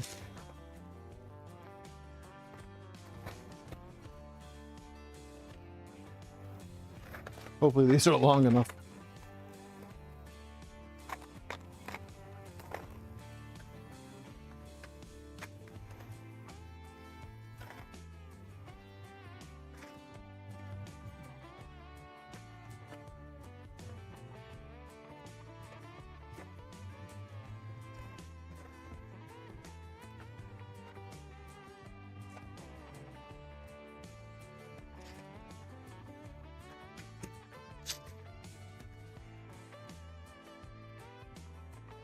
All right, let's get my chair.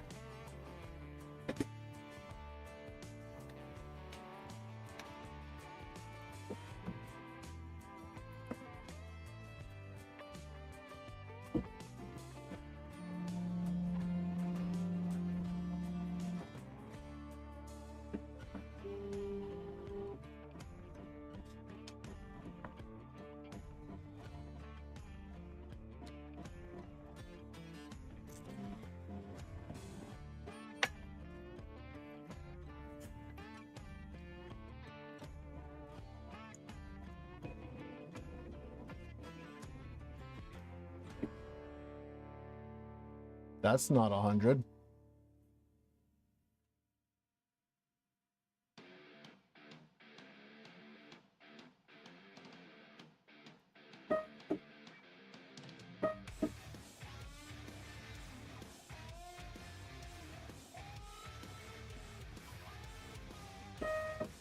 What the hell?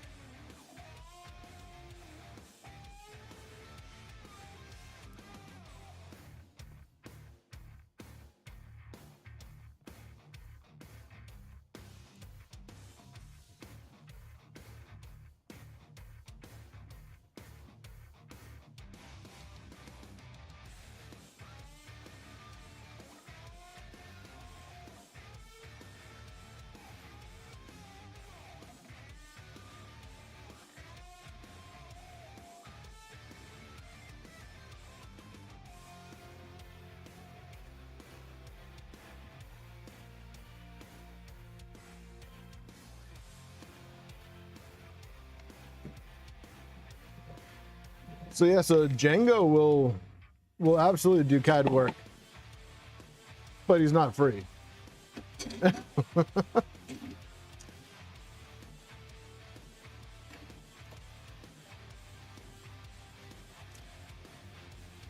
All right.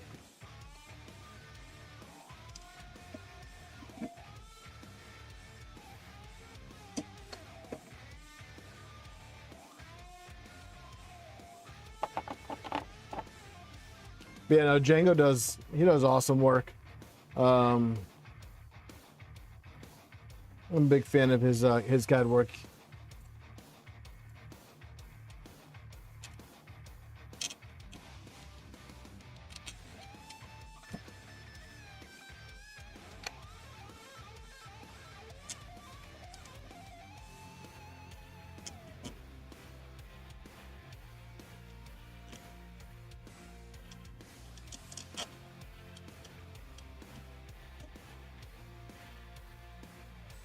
All right, so now we can tighten this up. Yeah, Django does really good work. I really like a lot of the work he does. He did a couple items for me as well. Helped out. Actually, the BD sensor mount that's on this, he did some work on. Added a zip tie mount, and then actually made it adjustable.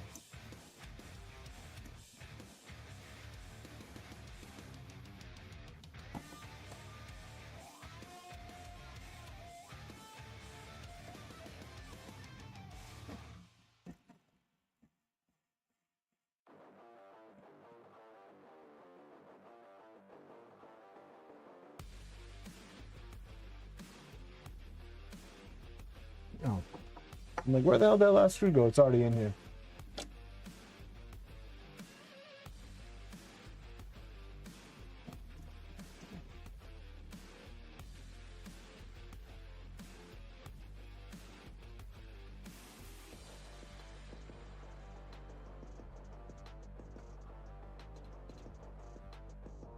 Very nice.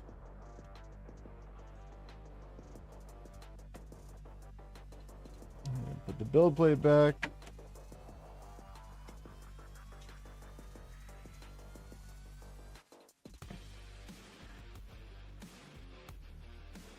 Let's try.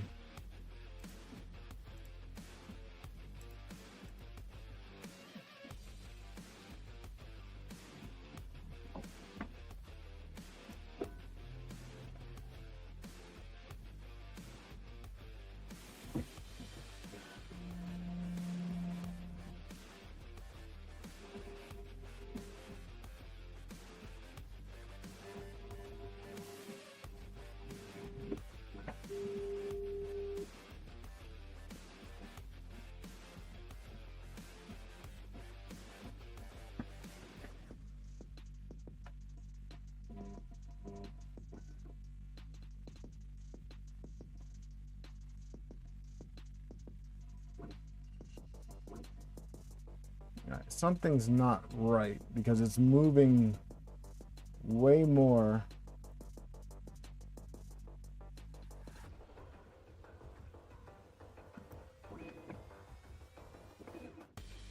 And way faster.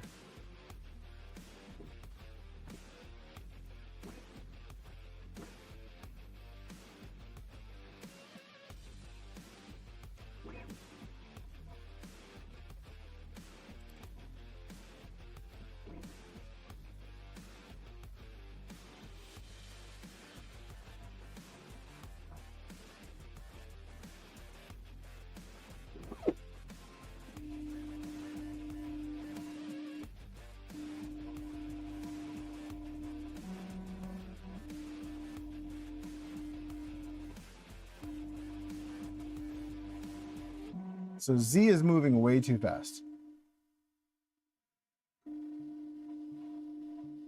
So I'm gonna have to adjust.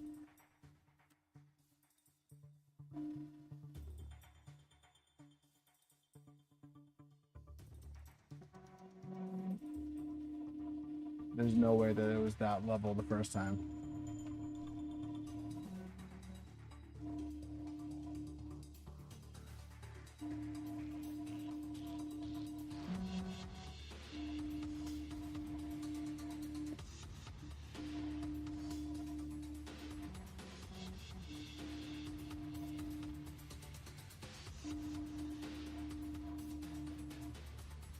Thanks, Jason. Yeah, I'm super happy to be back messing around with the NG. Back to my roots. You can say.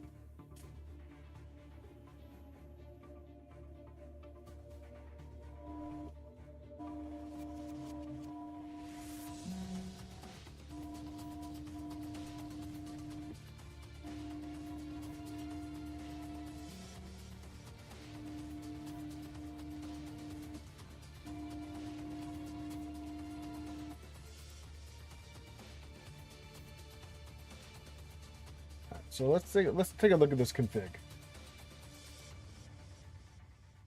Max Z velocity 15, 50. I'm gonna drop that down to 30 because 50 and ZXL is fine, but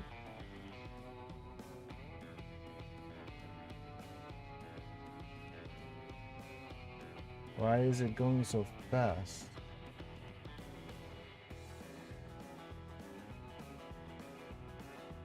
So Z microsteps 32, rotation distance 4. Let's see.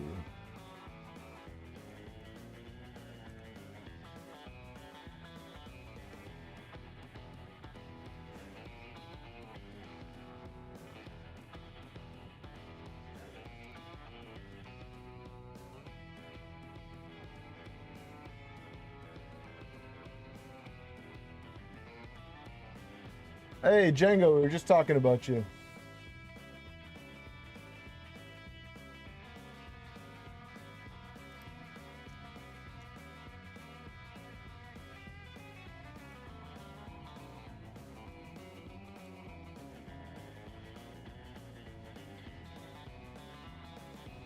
No tilt speed Nemesis. It's a single Z now.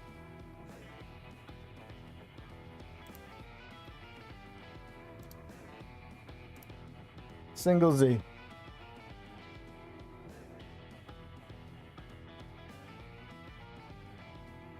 We're talking about your CAD services, actually.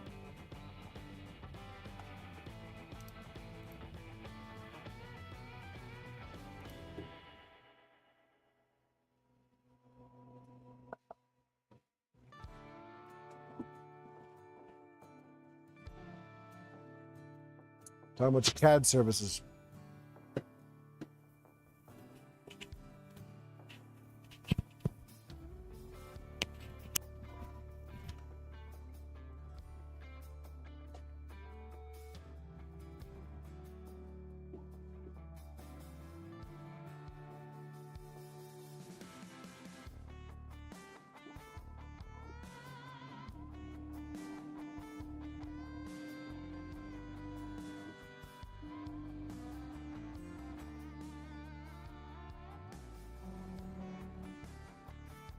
All right, so after we get this all set, let's see if we can load the filament.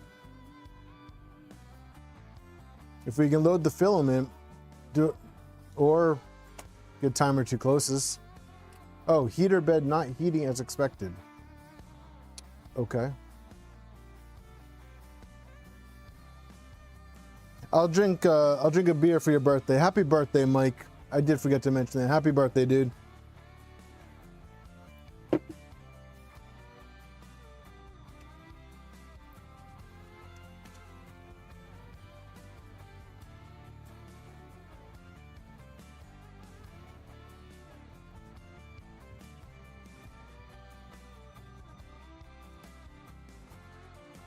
Okay, bed's not heating. All right, so we'll have to get to that as well, because that's an issue.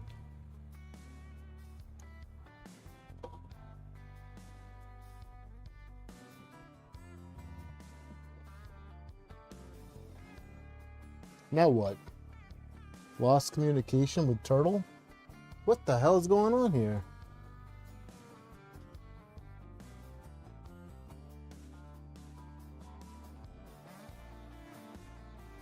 Happy birthday, Mike. So for those of you that don't know, or if you do need it, speaking of Mike, and Mike, I apologize if you're not ready for this, but it's happening. So Mike put together these harnesses for me. This is the new CAN cable for the SV08, and we will get to that project later. That's not today. And then this is a box turtle harness that he put together that we will get to. I was gonna try and do it tonight, but everything's going by so smoothly that I just want to get the filament running. So we will get this installed, but that will help clean up the wiring in the box turtle immensely. What's going on here?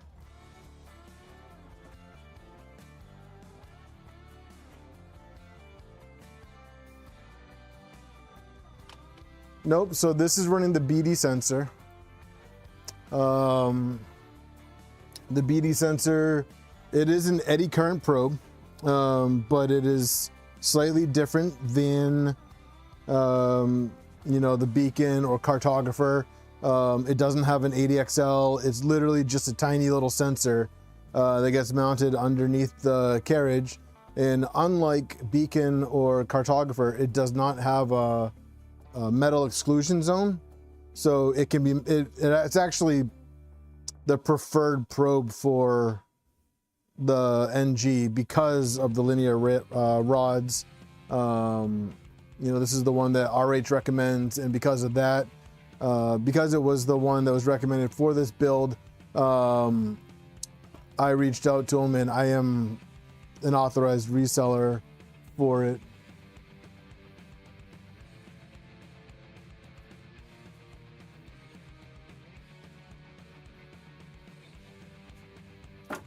Sorry, the super weird, my Ethernet cable was just moving. I think maybe someone upstairs is playing with it.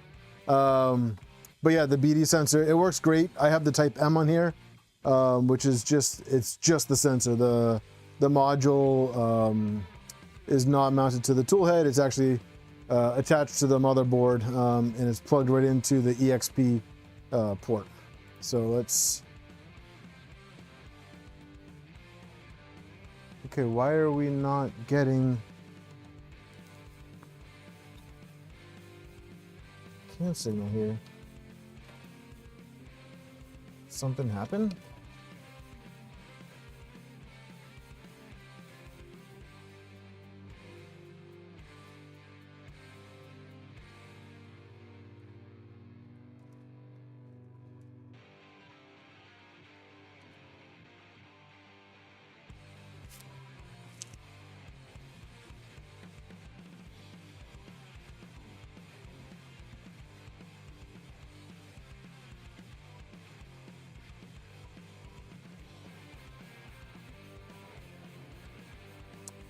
No, I don't know what's going on here, guys.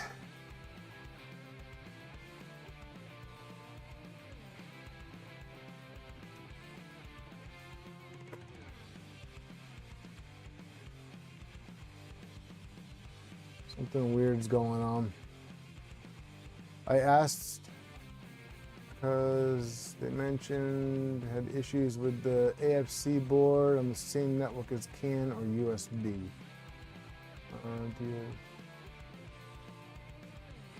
Okay, so both the box turtle and the toolhead are CAN bus. They're both hooked up right to the main board. It's the Kraken, so it has the two CAN ports on the back. I think I understand what you're talking about, Nemesis.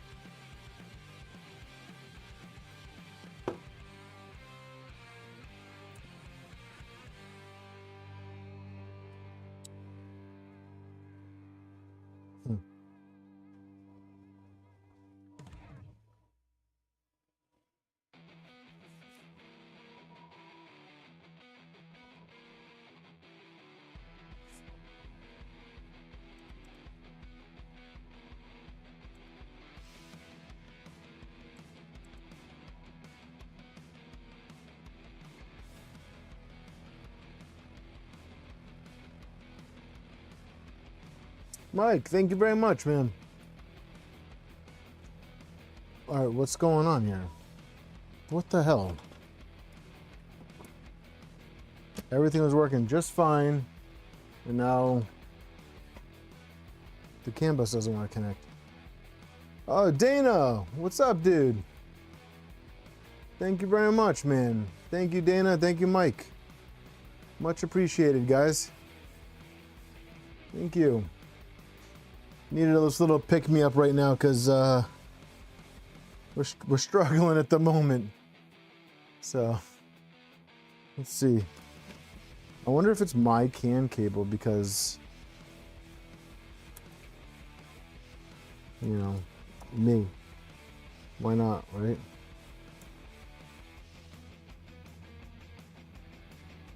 Yeah, you'll get to meet him, Django.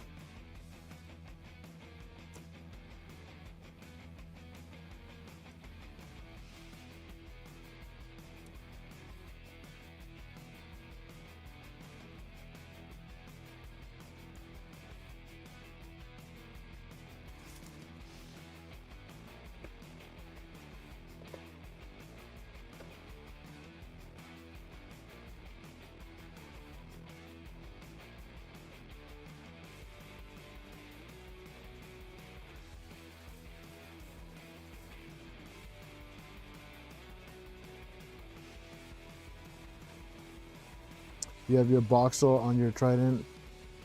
Birdman, thank you, man. Much appreciated, guys. All right, so what do we got going on over here?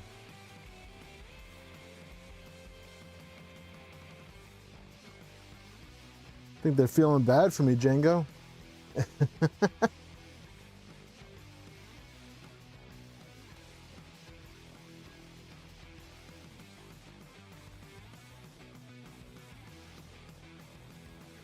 So the wiring's good.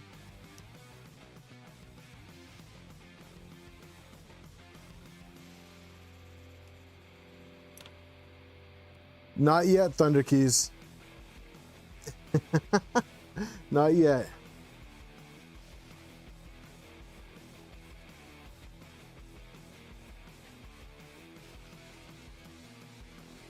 I was waiting for you. No, I'm having communication issues right now. For some reason, CAN was working great, and now all of a sudden it doesn't wanna talk. So.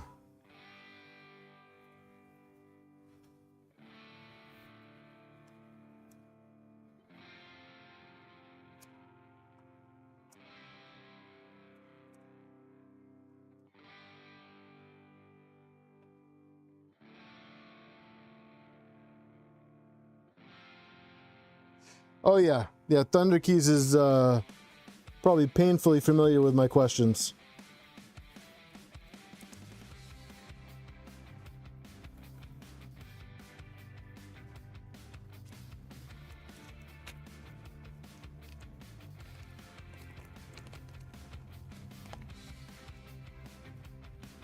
Yeah, the ONOF button doesn't work. ONOFF button doesn't work for that one, Django.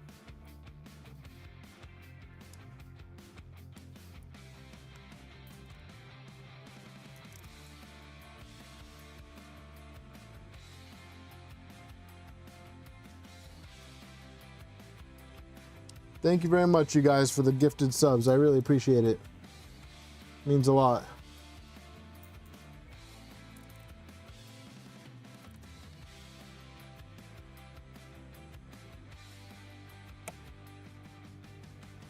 Let's try, now that that's cleaned up again. Let's see.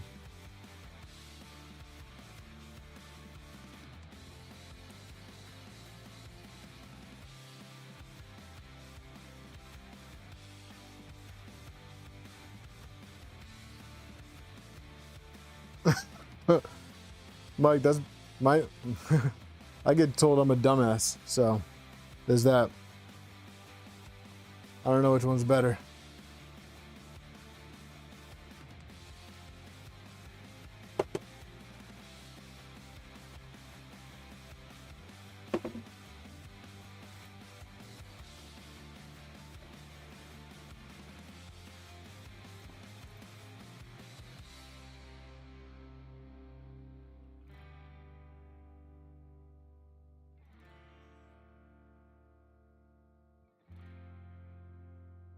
I'm gonna be really sad if this isn't working because I feel like we were so close. Printer's not ready. The Clippy host software is attempting to connect.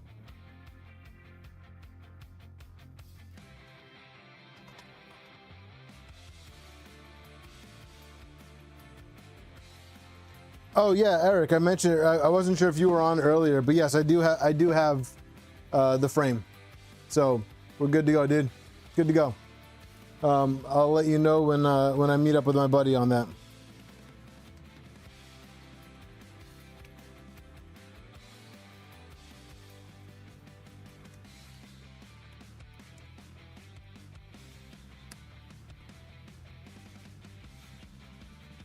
Yeah, thanks a lot, Django.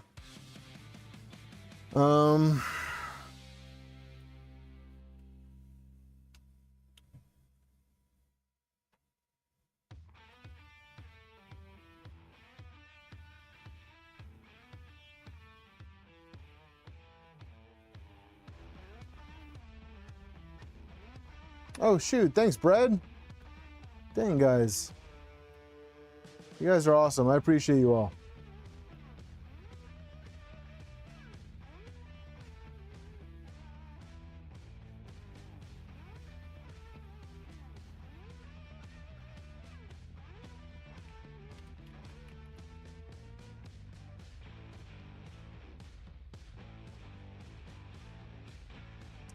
Thank you. Yeah, Eric, no problem, dude. Thank you for everything. Man, you guys are awesome. I appreciate all of you. Let me see something.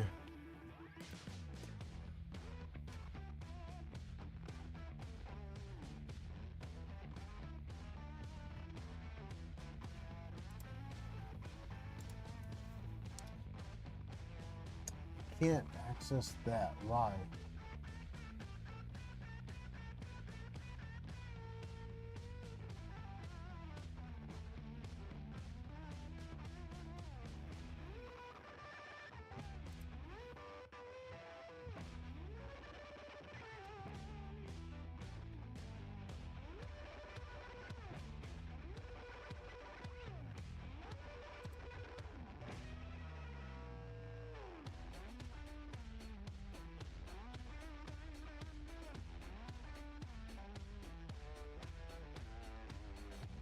So no device is showing up.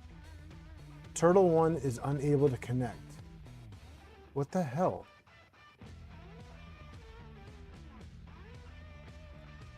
Ugh, son of skit.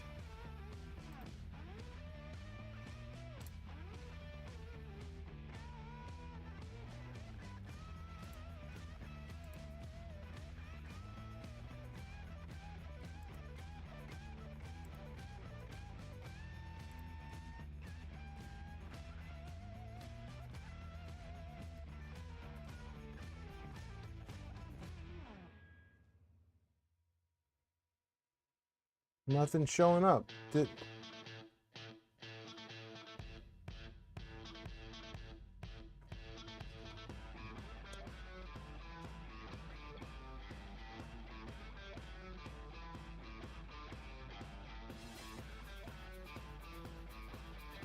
Nemesis. I'm calling him Mango from now on. Thank you for that. I needed that.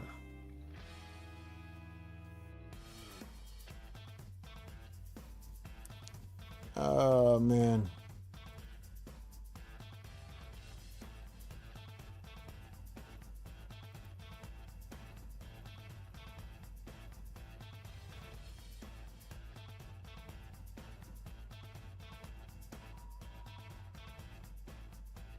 No can is showing up.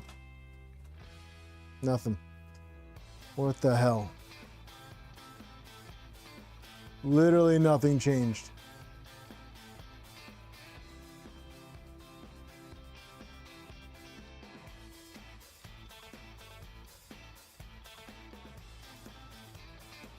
Height means nothing, Django.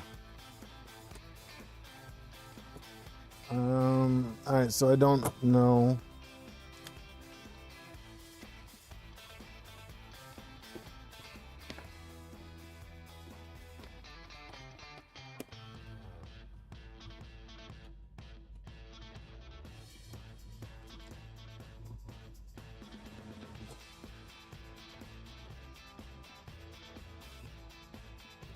Okay, so those are all plugged in.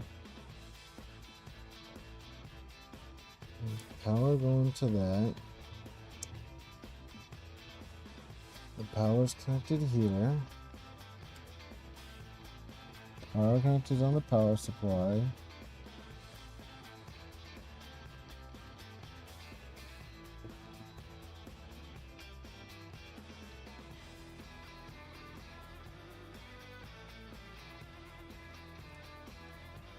I didn't change anything. Like, what the hell? Dude, I don't understand why literally every time I go to do something like this, it ends up being a troubleshoot fest.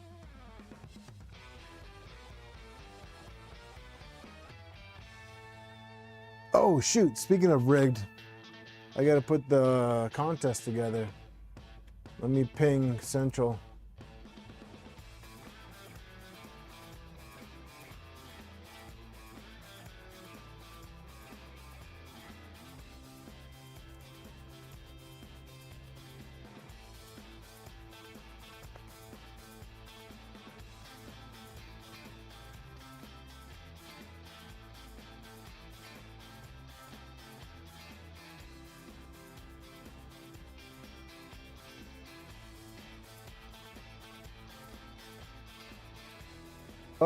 Oh, we have connection.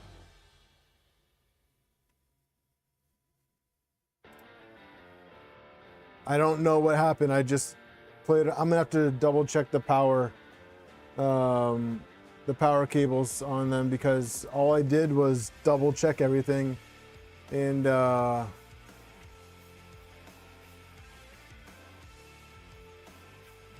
yeah, so it's working now. So cool. All right, so let's see if I can.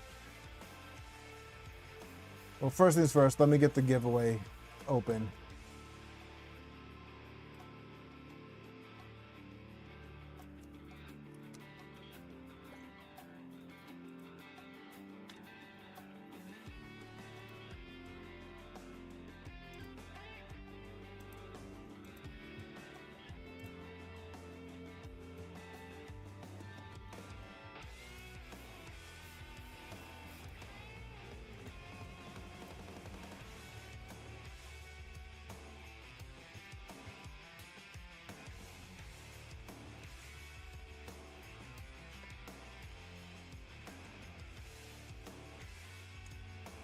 All right, so there is the link for the giveaway, and while that's up, I pinged Central for the codes. So whoever wins tonight, hopefully I'll have the codes by the time we do the drawing.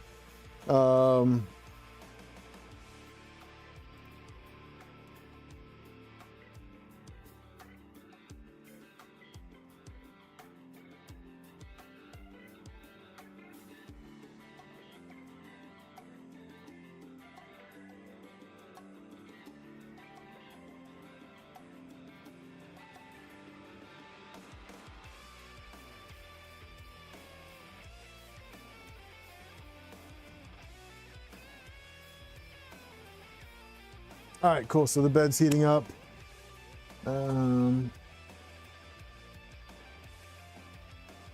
Hot end's heating up. Let me go back over here, make sure that the camera angle. All right, you guys can still see. Do you guys want me to change the camera angle? Do you want it closer in on the tool head? You guys let me know what you guys want. You guys let me know what you want. All right, so we'll home this. I'm really happy with the way the homing sequence is working. I was a little skeptical of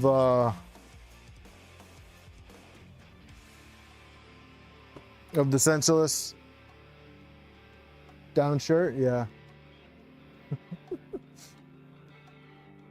I don't think anybody wants that, Django.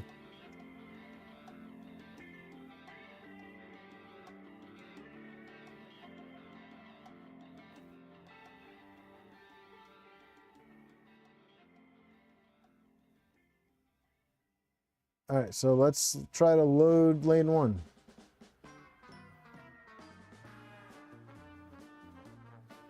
Here it comes. Let's see what happens when it gets to the tool head.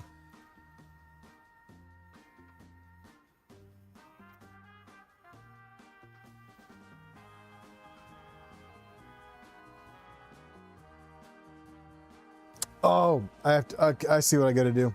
I see what I gotta do.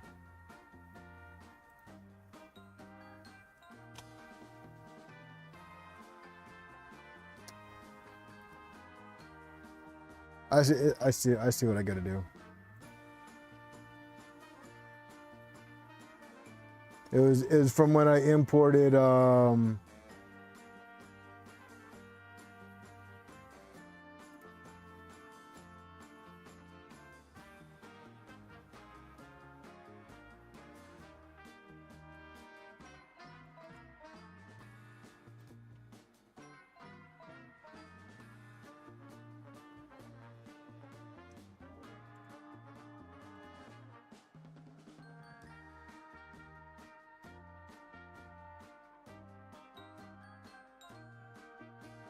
why the hell is it going so slow?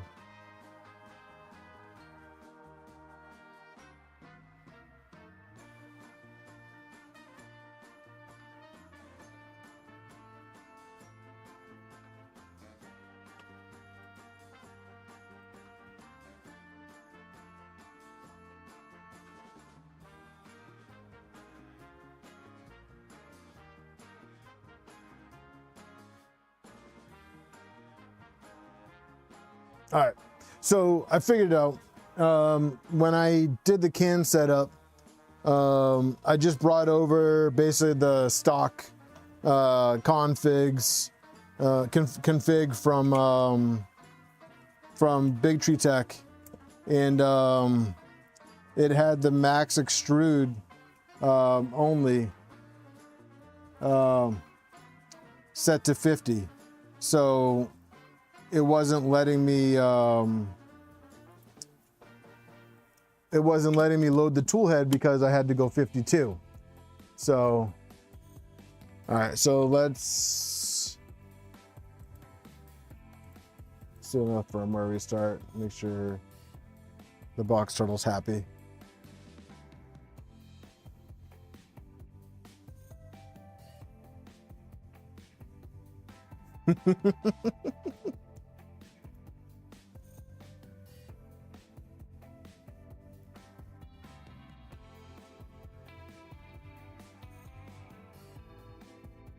This conversation just got very interesting.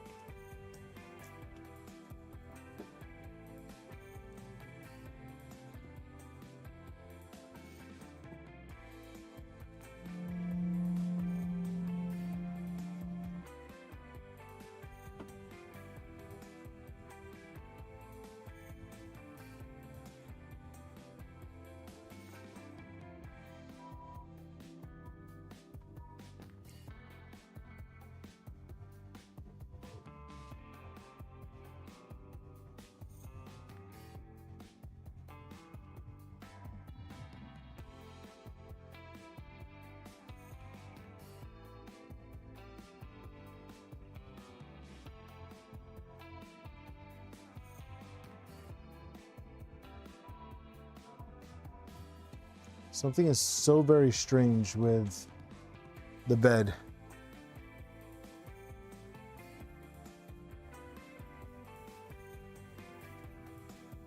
I think I need to replace this SSR. I'm gonna replace this SSR. All right, so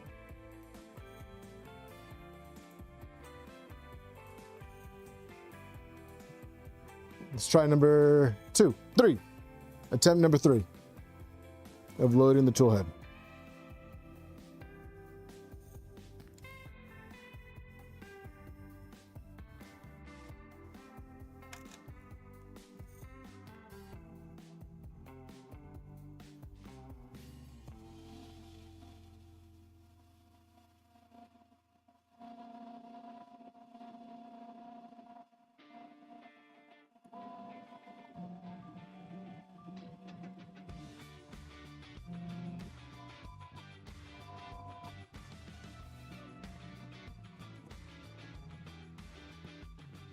Okay, so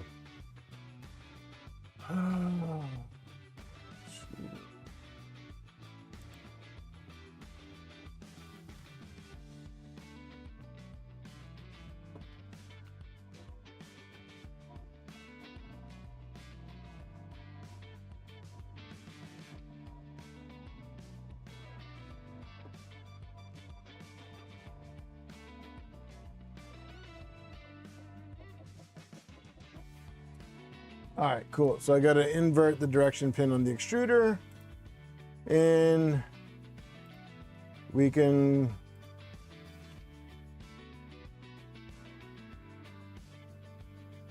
unload lane.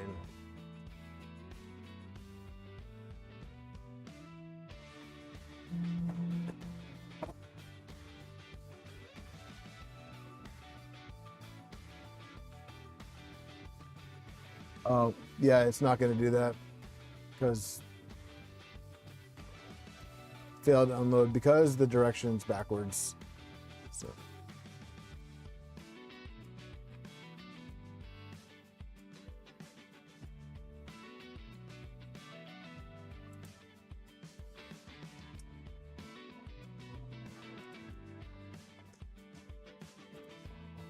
I hope that you guys all watching this will get something out of what I'm going through right now and be able to figure this out.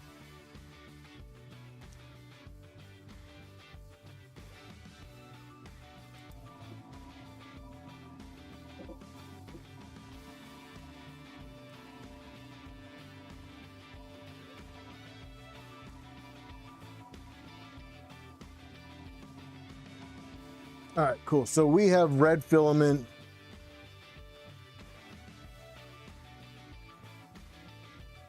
Actually, Django, from what I hear, it is not advised to, the G2 is not recommended for filament cutters, which is why the Filamatrix is designed with the Clockwork 2 in mind.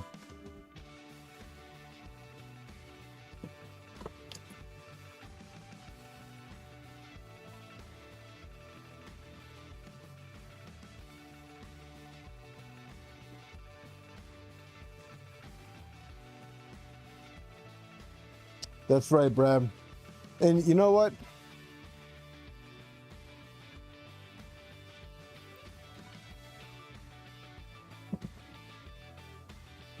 I don't mind being the struggle bus for you guys.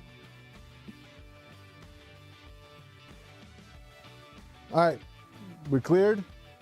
We're swapping to lane 2.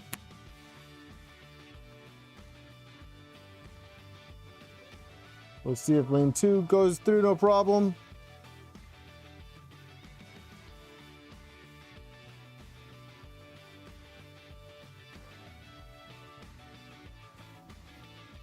And of course, Jesus Christ, man.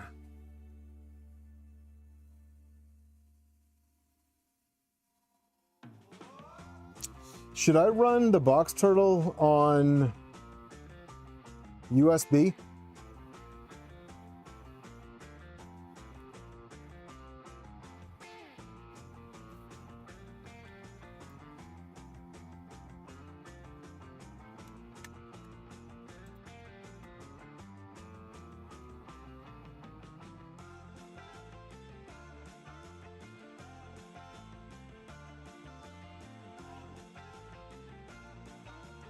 Is 2 canvas like?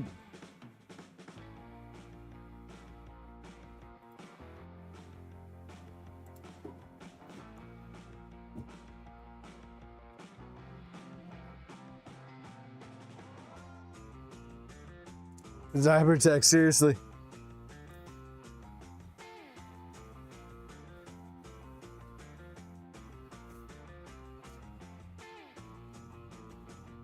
I'm just curious, like, if the, like, I didn't think,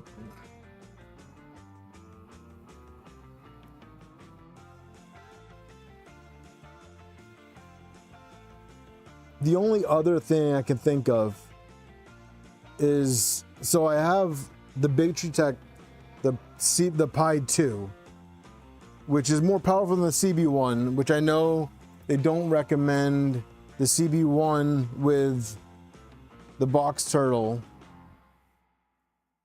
But the only thing I can think of is maybe getting a Raspberry Pi 4 that has like 4 or 8 gigs of RAM for it, but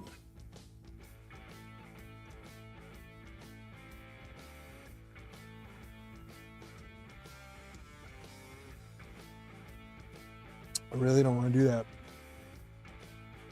The only other thing I could think of is running the box turtle on USB, maybe having the toolhead and the box turtle both on CAN.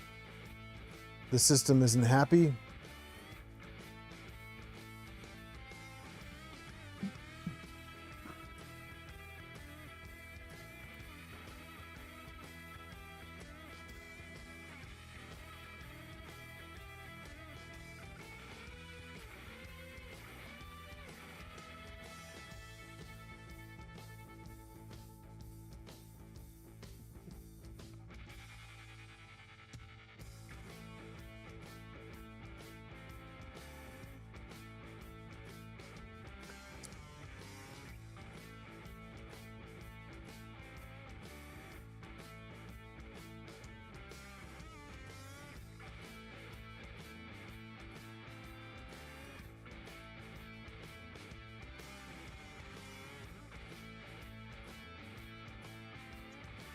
Yeah, Brad, I'm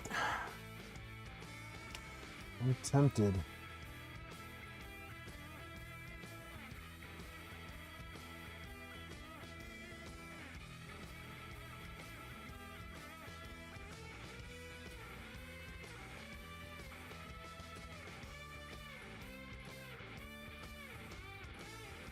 Well, not running the I'm running the Kraken, so I mean I know the board is not the bottleneck at all. I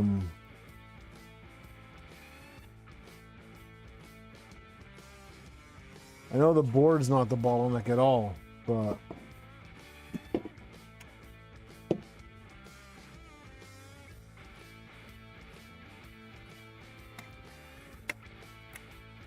I'll check that in a second, Nemesis.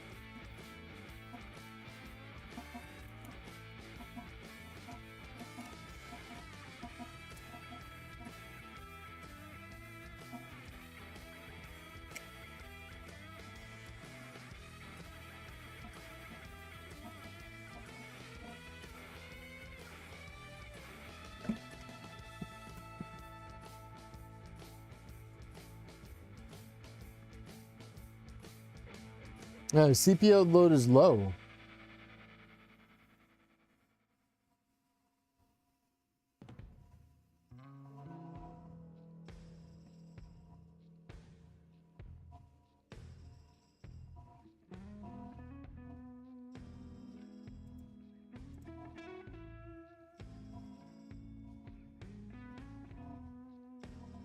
It's 24 volt. It's going right to the power supply.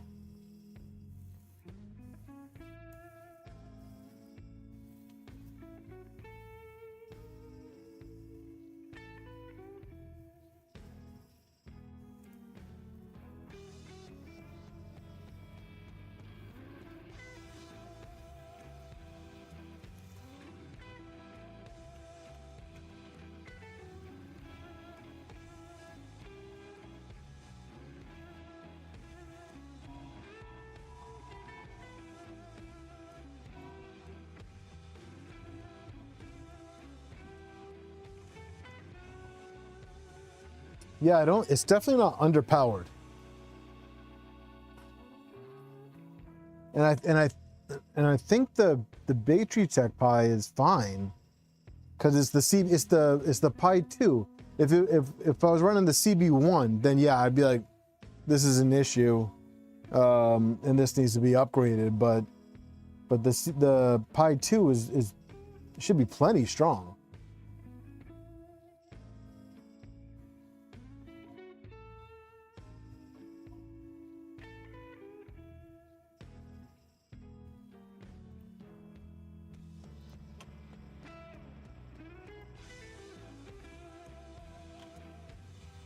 Should be plenty strong.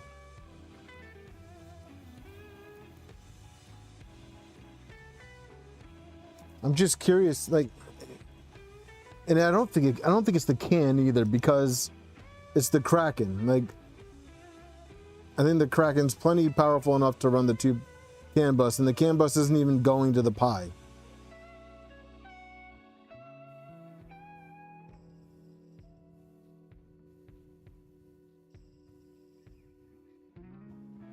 The only thing I can think of is that the connections are stepping on each other.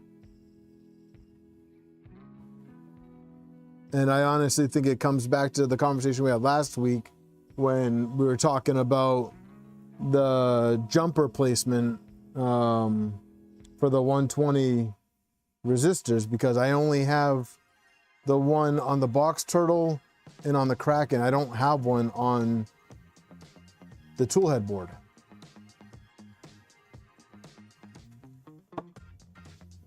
But I also don't fully understand the purpose of the resistor. Like, I thought that because, like, if you look at it from a line, you have your box turtle over here, your toolhead over here, and they both go to the board, so the board wouldn't have the resistor, but the toolhead and the box turtle would both have the on there. So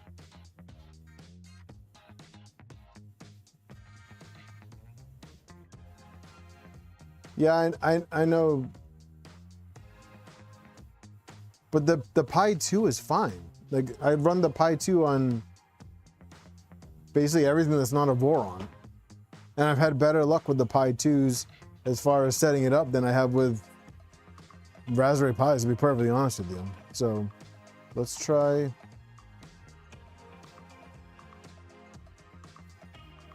another filament change.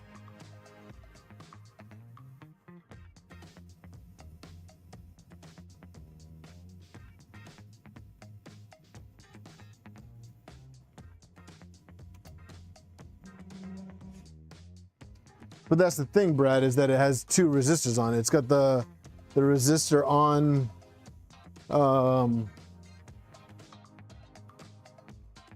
it's got a resistor on the board.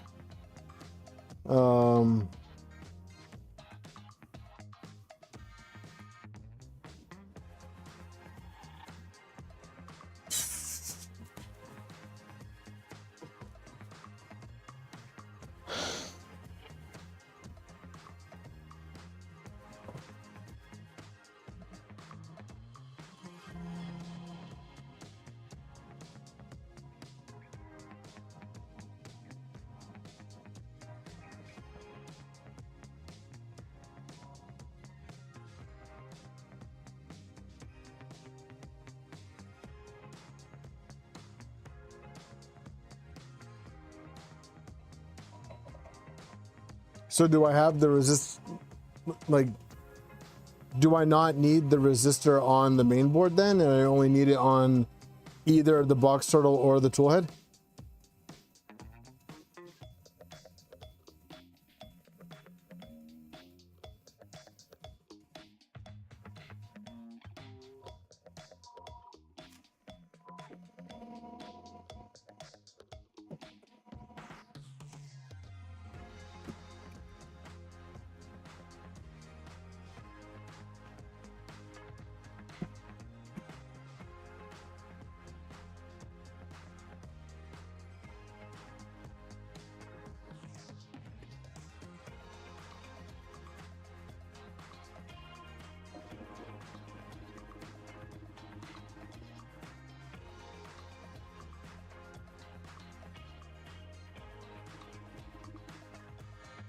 Well, this.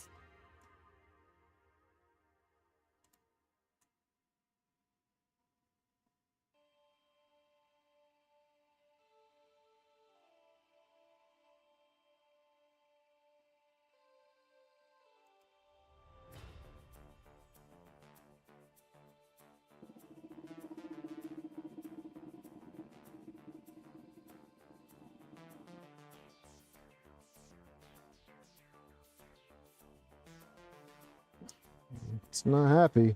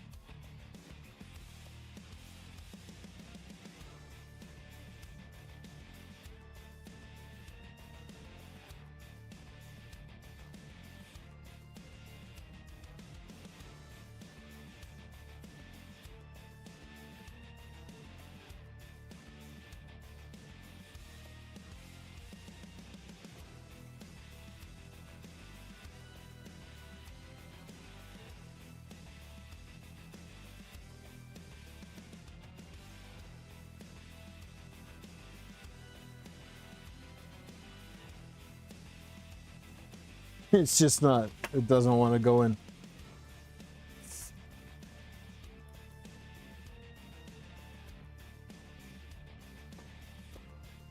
I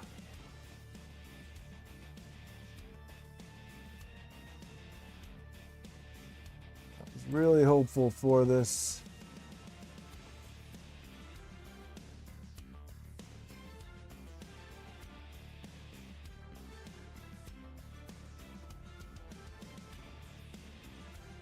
Nope, we're extruding. Okay.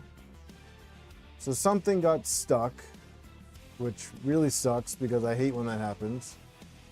So let's try one more change.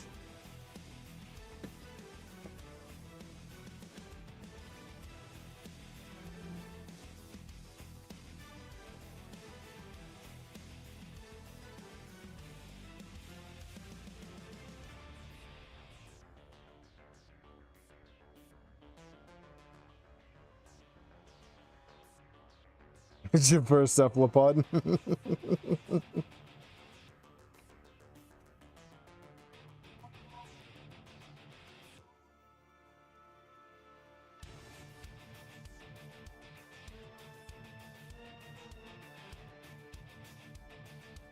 Hey, buddy. We got another special guest tonight. Okay. Grandpa came by. Say hi to everybody. Hi, everybody.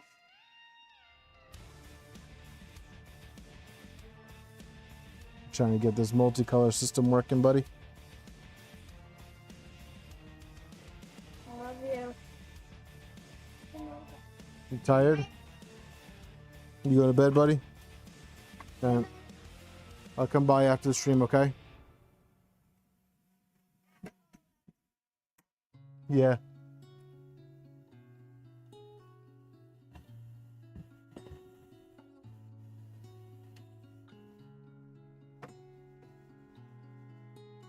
Oh, Dana, you still here, buddy? Less lurking, more chatting, Dana. All right, so let's see.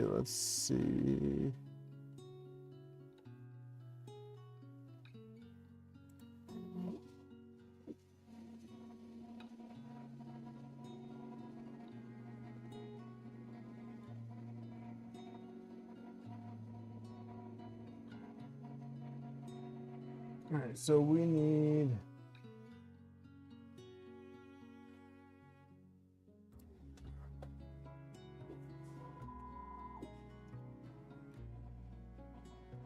Oh, it's troubleshooting, Dana.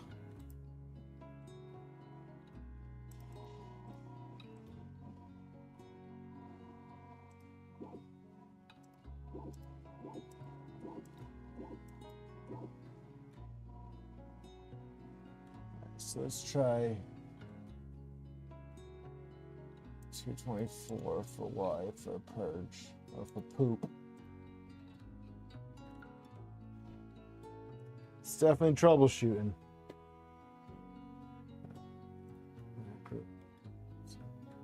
Poop.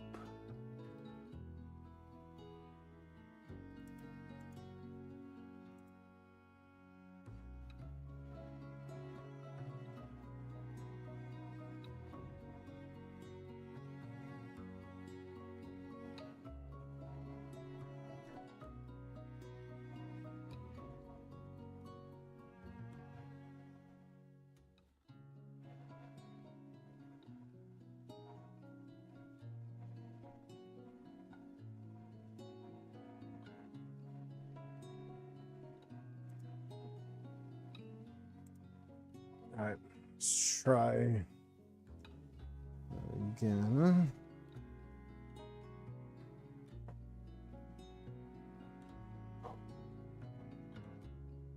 A little man feature.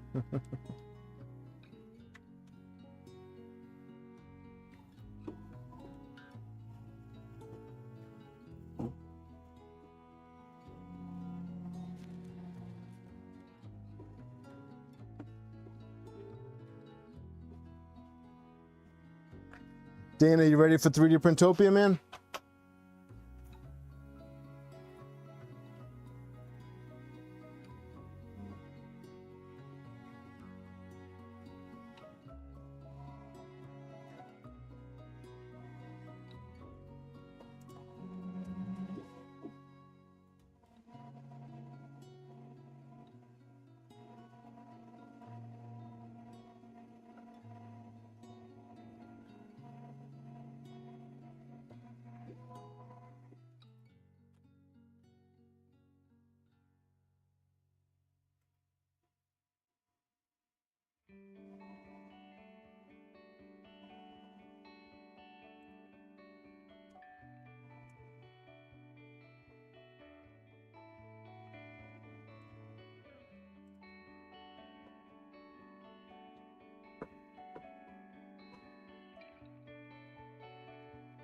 It's just a lot of troubleshooting at the beginning. And then all this time that we put into getting everything set up will only make printing easier. Hey Dad, how you doing, man?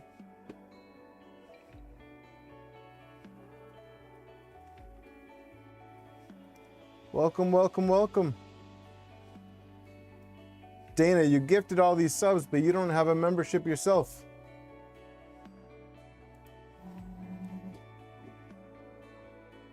There we go. Well, almost had it. I'll have to start at 0, I think.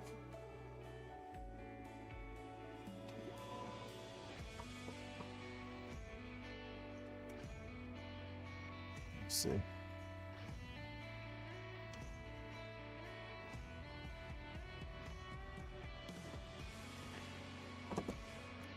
I think we'll just have to start at 0.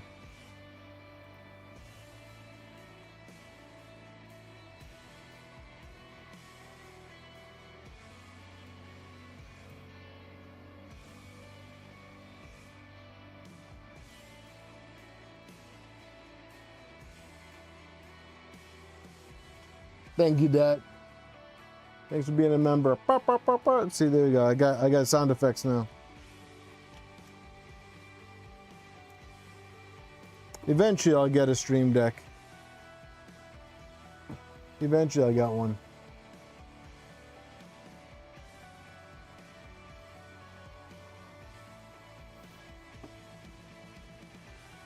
I just want you guys to know that this is how selfless Dana is, how DF is, selfless DF is. The guy will go and gift a whole bunch of gifted subs, but he won't spend it on himself.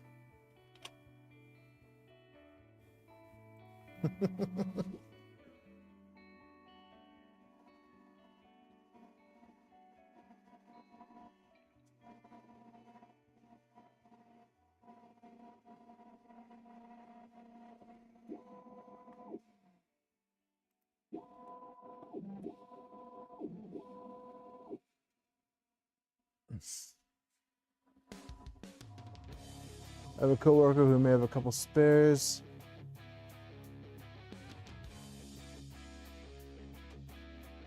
Spare what? What we were talking about? Sorry. Goldfish memory over here.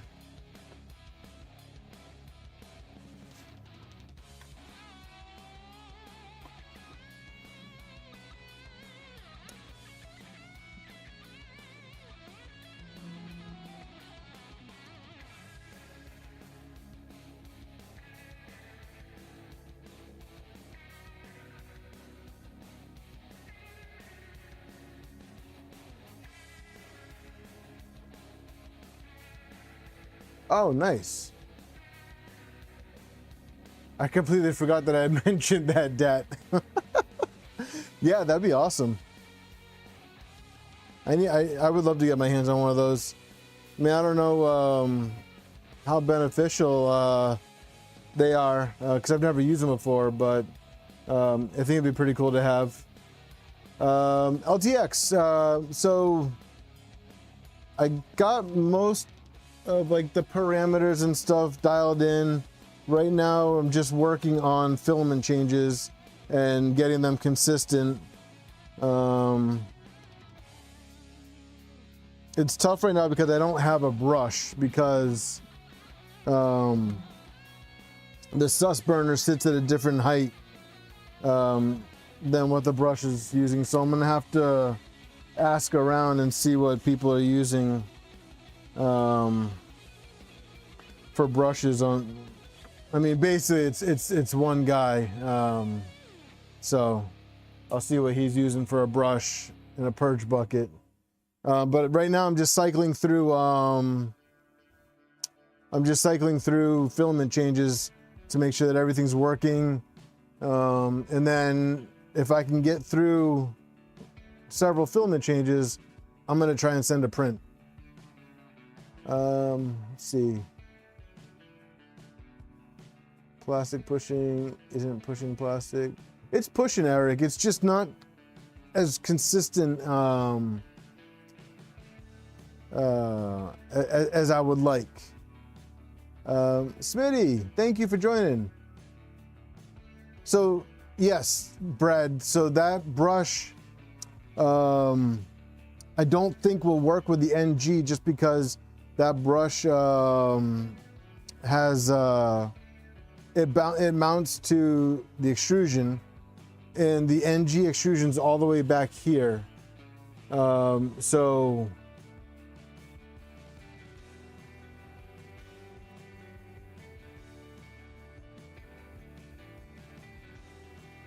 Eric has been working on a macro to randomize lanes loaded so you don't have to do it manual.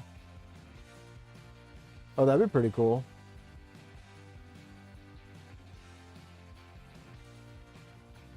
I think, Brad, what I need to do is I need to raise this brush up.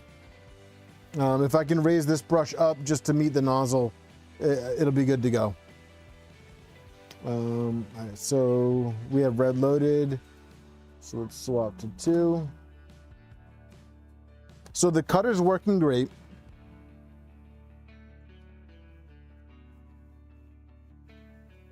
So the cutter's working great. Lane 1 is working. Lane 3 was the one that was having trouble loading.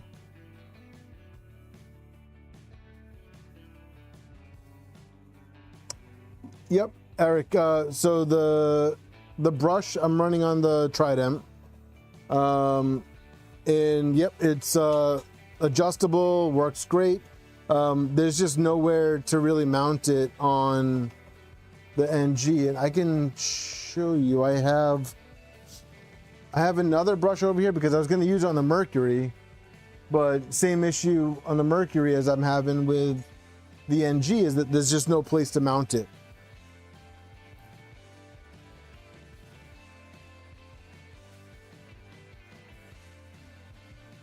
Yeah, Brad, that's what I'll have to do. I'll have to print a spacer riser for the brush. I think that's the simplest method.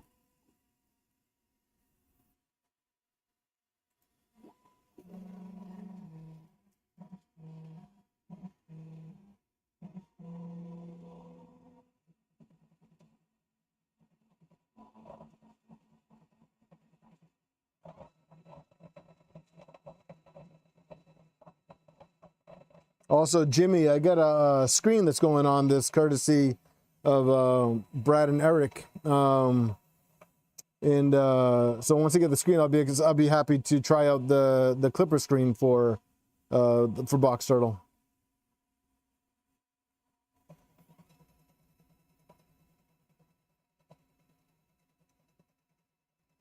Hey, Projects in Dad's Garage, how you doing, man?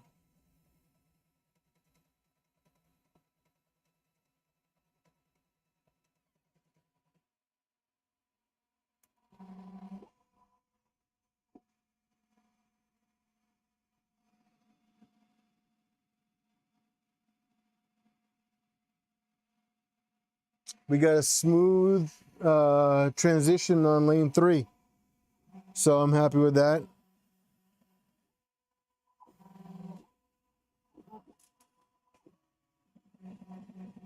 Let's go to lane 4.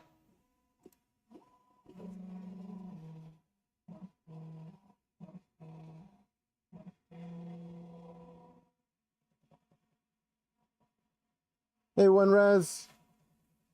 Yeah, Django, I need to do a spacer or redesign this nozzle brush to bring it up higher. We could talk later. We don't have to do it now.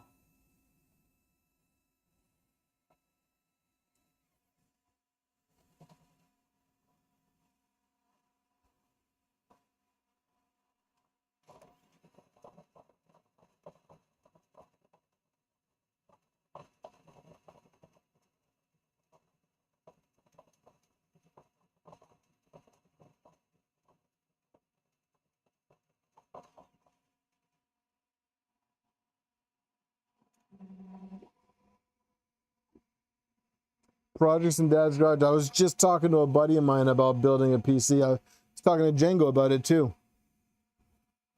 I would love to do a PC build with a 3D printed case.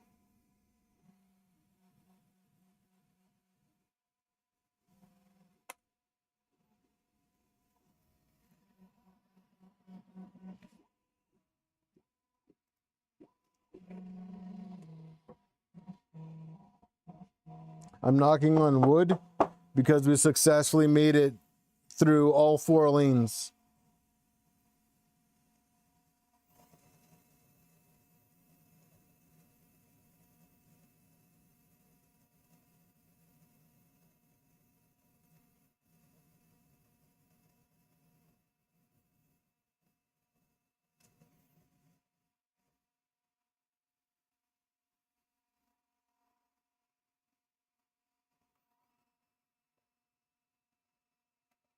I have a micro center over here, but it's about an hour away because it's in Cambridge.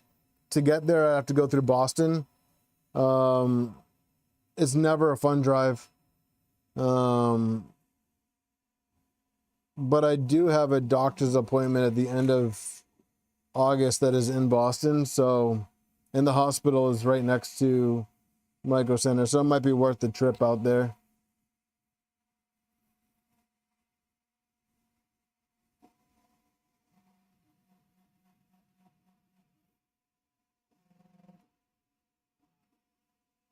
LTX.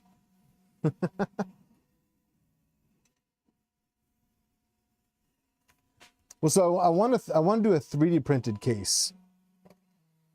I saw a couple of videos on them. The 3D printed cases look really good because I'd want to do something smaller that I could either mount underneath my desk or put on top of the desk.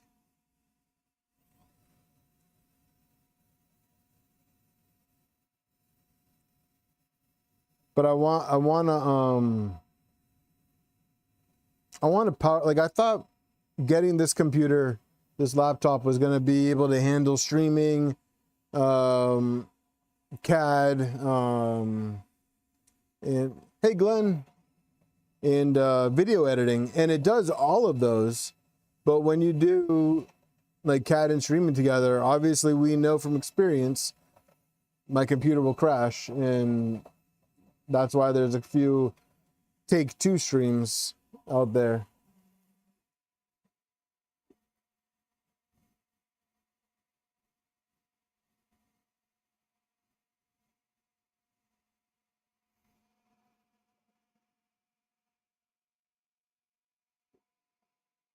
Nothing handles Fusion. That's sad.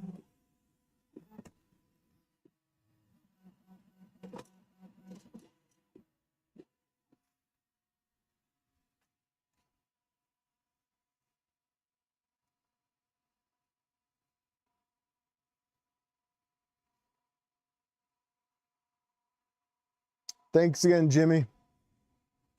Appreciate your help, man.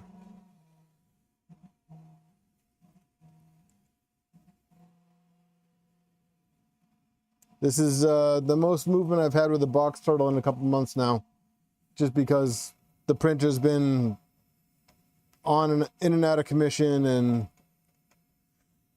other printer builds. It's just like I'm happy to get back into this. So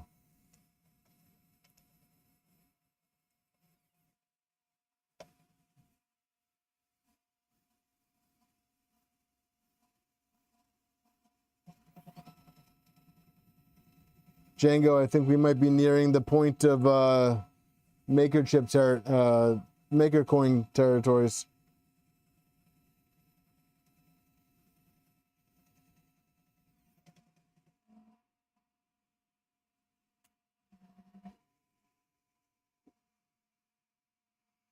Drive safe, Mike.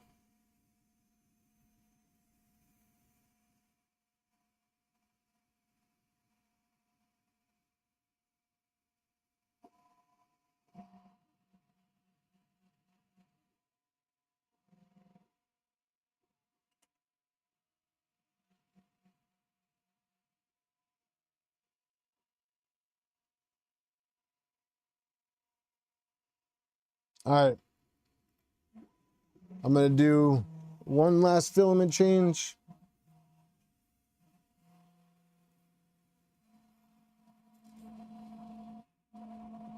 And then I'm gonna slice a print.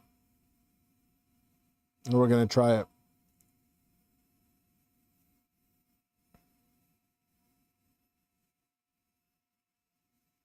I'm very happy, guys.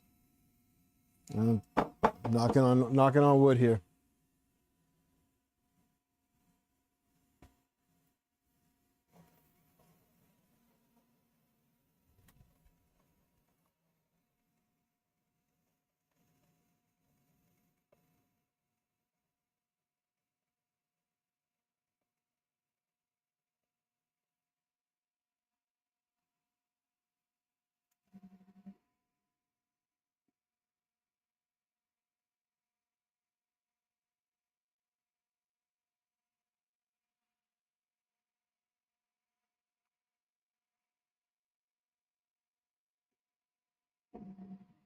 No coffee.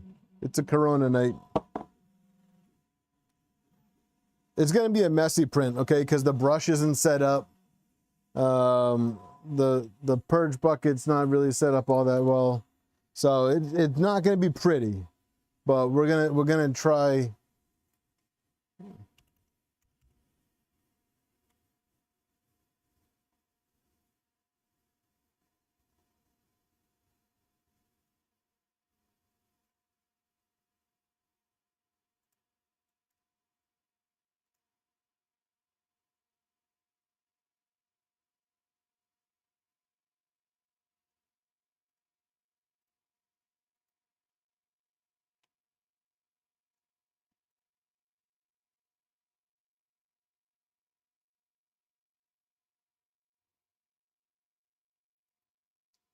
I appreciate it, Birdman.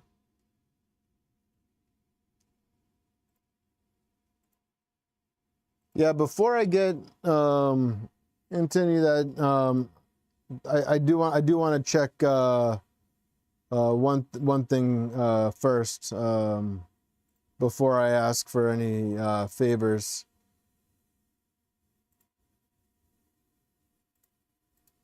So.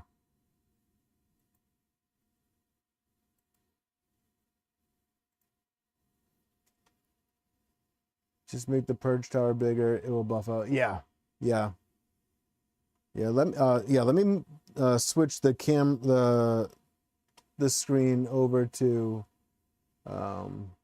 Orca so you guys can see the slicing.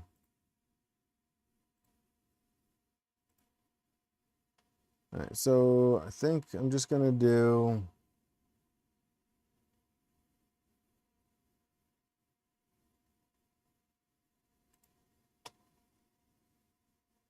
Somebody send a good quick model in stream chat for me.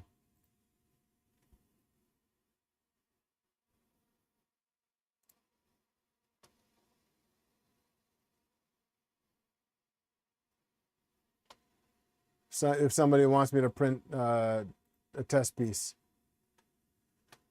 So, all right, so enable the purge tower.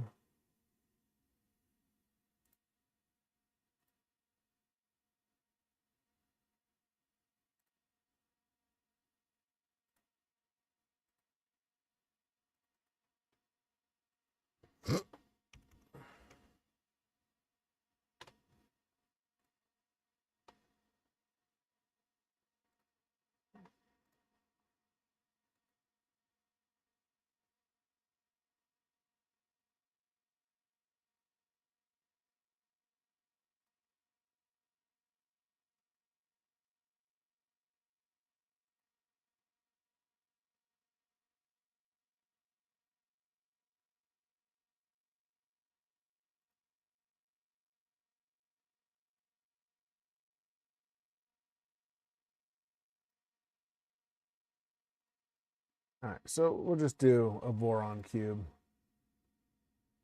And let's see.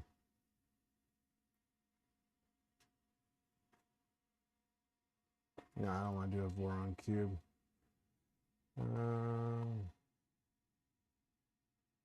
Max temp of the hot end. 300, 320. I mean, it's the drop effect next G fiber. I'd have to look it up if I'm gonna be honest with you, John. But I know it does.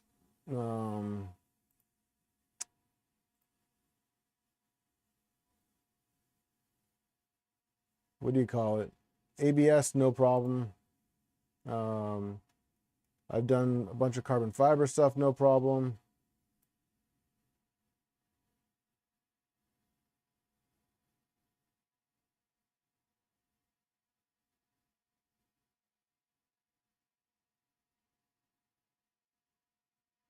Here we go.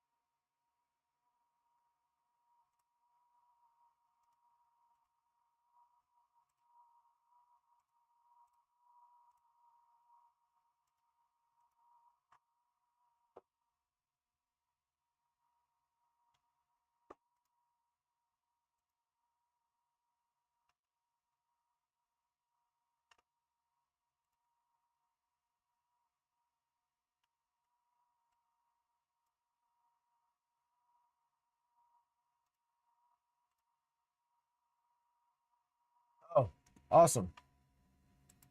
Heater bed not heating as expected. Freaking great, man. It's not one thing, it's another. Good Lord.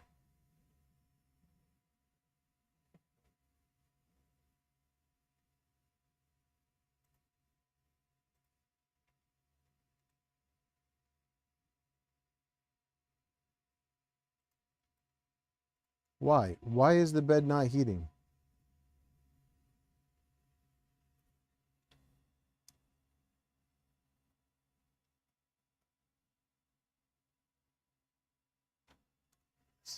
Damn SSR.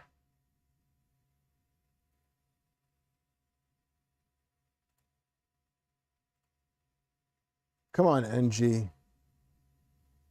Let's print this thing.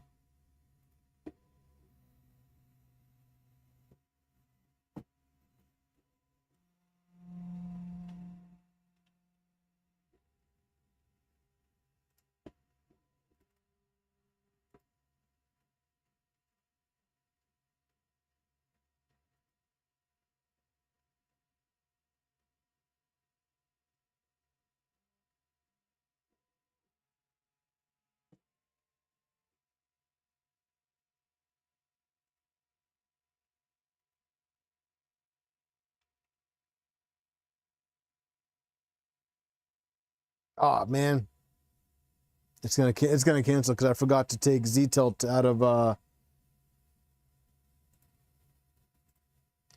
forgot to take Z tilt out of the start.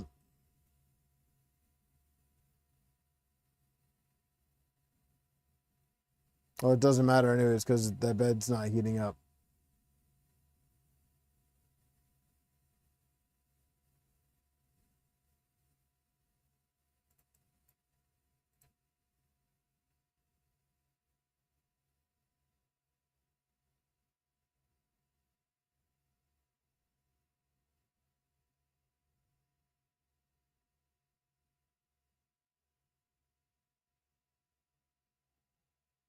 Yep, there it is.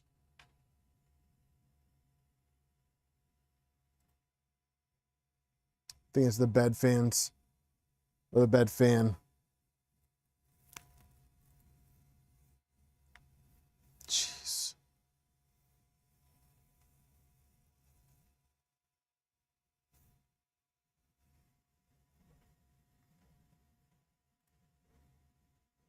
So printer and do this for now.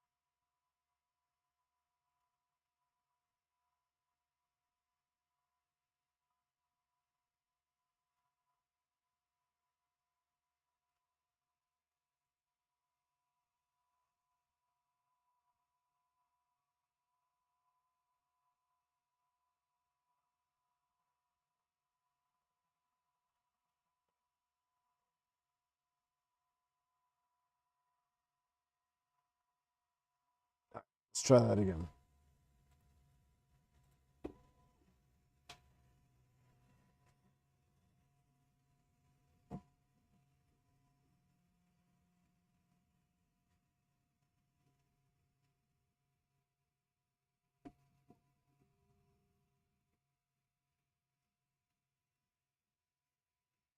People really drop off right when we got to the printing part, huh? That's fine.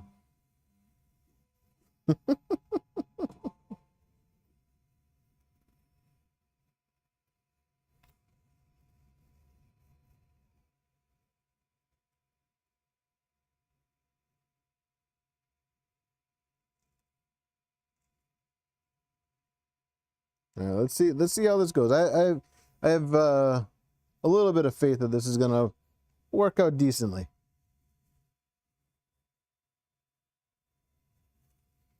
Can you guys see the LED effects too?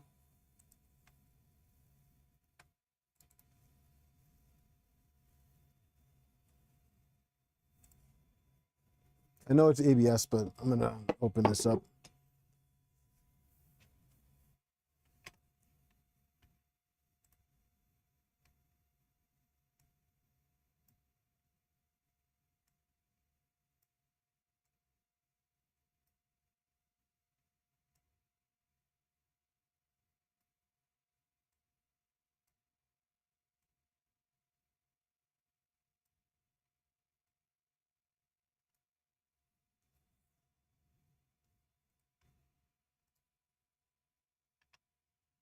Hey, Andrew. The NG on the remember, the NG is heating up, and we're having trouble heating up. So I think I gotta figure. I think I gotta replace this SSR. Don't shame me, but it's one of those Amazon ones. It's not a name brand one, and I'm gonna get a name brand one. I'm gonna get the Omron for it. I do have to replace this. Havoc, I think we're winning. We're gonna try printing. We're gonna try a print. Gonna see how it goes. Birdman, yeah, I really like the LED effect. I think it's a really nice touch.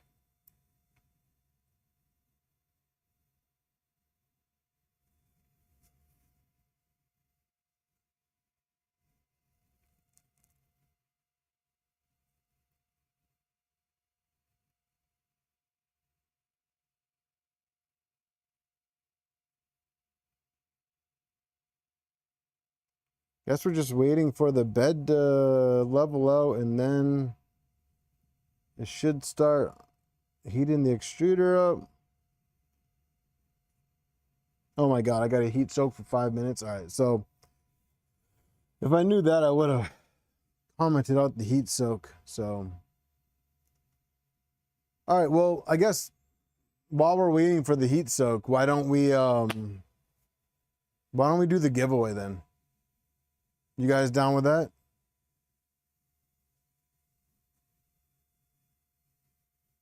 You guys ready for the giveaway? See who wins tonight? Oh my goodness, Dad. Thank you. Thank you very much. I really appreciate that. That is a huge help. Wow.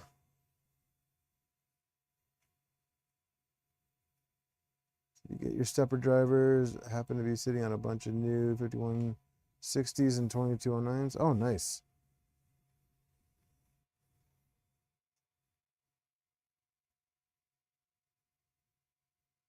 Yeah, Nemesis, the cartographer is good. I have it in the +4. It was a little rocky at start, but lately it's been working really well. And I actually just ordered another one from Pulsar that's going to go in the 2.4.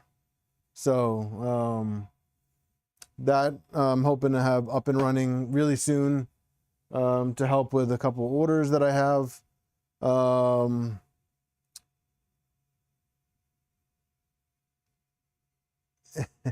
And yeah, so I'm super excited for that. Get that 2.4 up and running.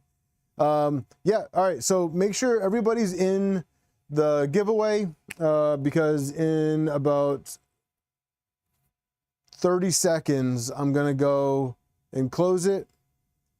And then we're going to draw a winner. We're going to see who's the winner of the Central 3D ABS Plus tonight. I have the codes, so as soon as I get the winner will get the codes. And you can go and buy a whole bunch of filament, just like Martin did when he won. I guess technically is when his wife won.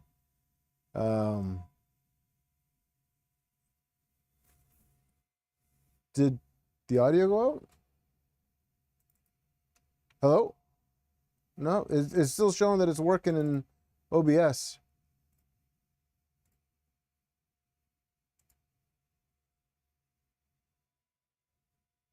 Oh man, Dad, hopefully you didn't lose the audio. Projects, you definitely got to try this stuff. You can get it on my website too. So another way to help support the channel, you can order the Central 3D filament right from my website, armoredprinting.com. And it's the same exact price as it is on Central's. So you guys don't pay any more from ordering the filament from my site than you do from ordering it right from their site.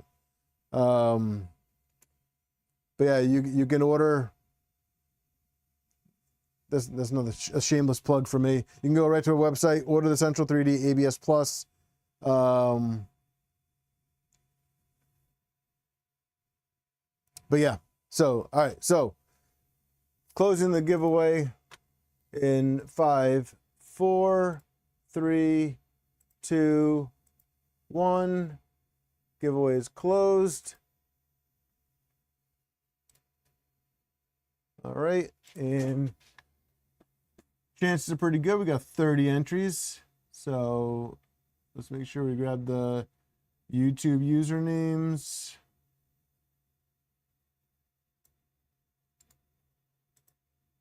And we'll do the wheel.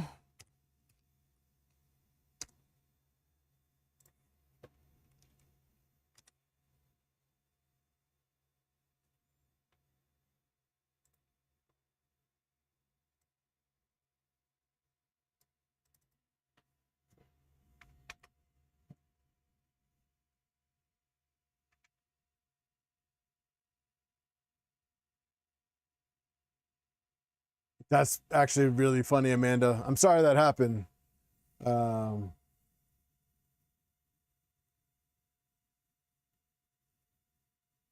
RJ, you didn't make it? Here, let me open it back up for you, man. Go ahead, RJ, it's open.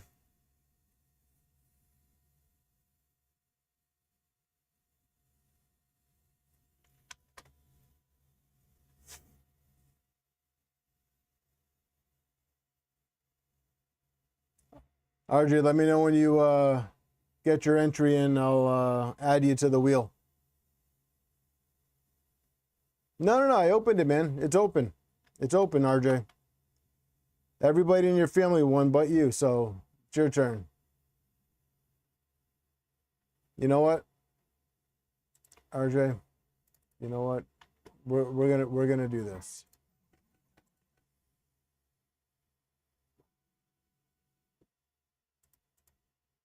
We're gonna do this, RJ. Okay, because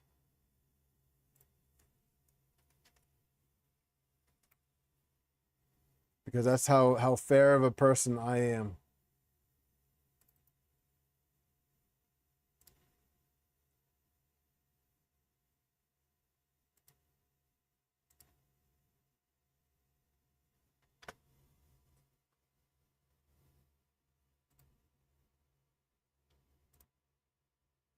Oh, we got somebody else that entered late.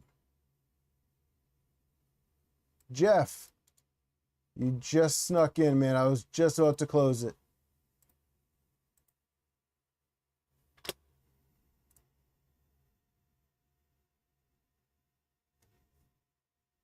You just snuck in, Jeff. All right, let's see. Oh, Mike's driving. It's Mike's birthday. I was gonna have him pick. I'll pick 1, 2, 3, 4, 5, 6, 7. There we go. All right, good luck, everybody.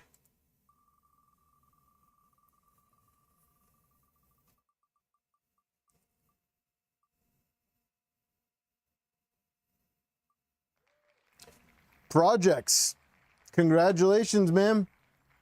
You won. Projects in Dad's Garage. You get to try out. You get to try the filament out today, man. Well, not today, but congratulations.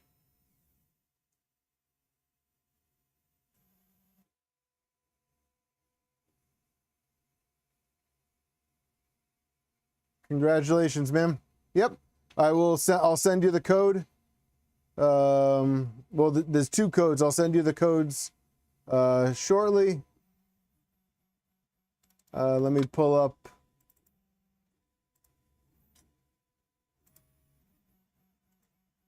Because it's doing things.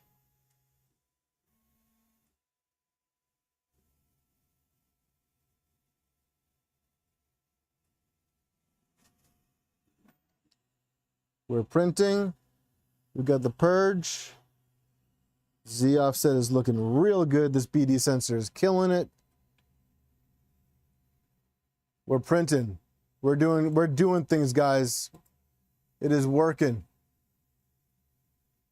Yeah, yeah, so projects in Dad's Garage, shoot me a message on Discord. As soon as I see it, I'll send you the codes. No, it's not touching the nozzle brush at all. Not even close. Not even close. But we're printing. So let's see how far we can make it into this torture test before I'm going to call it catastrophic failure.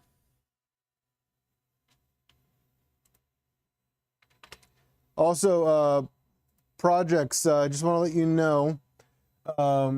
So you're going to get 2 codes. One is for shipping. So it's going to apply the free shipping to the order. And then the other code is for the free spool of the ABS Plus. The free shipping applies for the order, okay? So you don't have to hit the $150 threshold for the free shipping because you won tonight. So if you wanted to pick up a couple other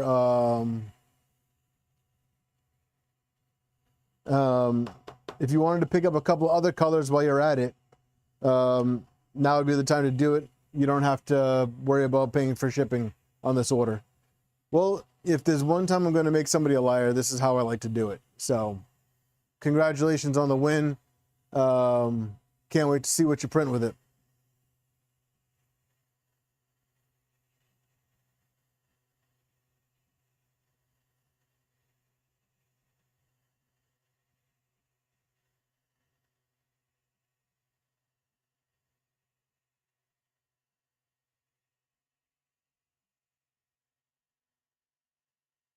Now keep in mind, guys, this print has no filament tuning whatsoever. This is just strictly, we're full sending it. Yeah, also projects, definitely pick a sparkle. Okay, you got to pick a sparkle.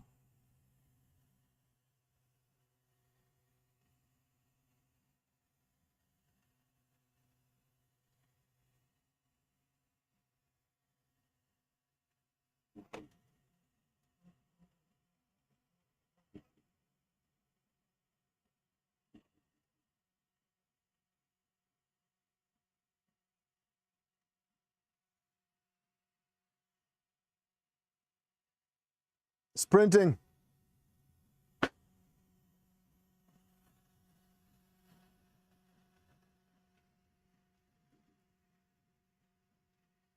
Is it perfect? No. Is it printing? Yes.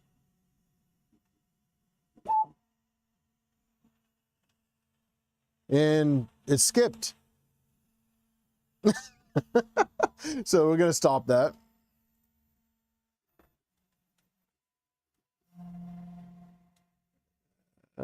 Apparently the acceleration's way too high.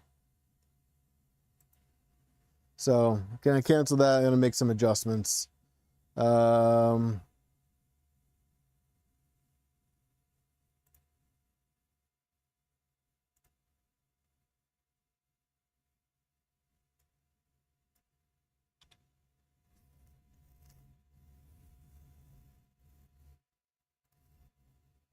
And I'm gonna get rid of the heat soak for now.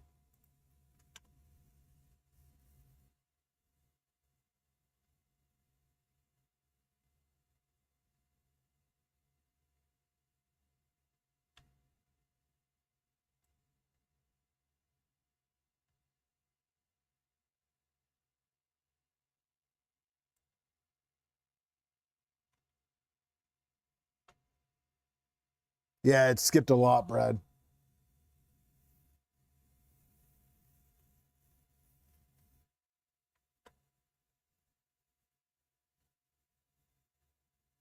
I have this in here twice. I don't think I need this. It's literally in here twice.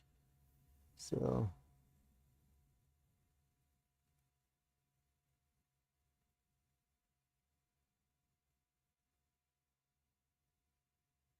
all right. Yeah, we're gonna try it again. I'm gonna reslice it going a little bit slower too.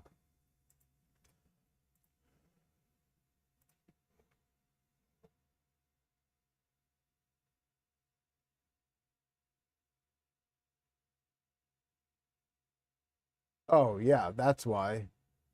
Stupid. I had travel at 25,000. I don't know what the hell that was about, but that ain't gonna cut it.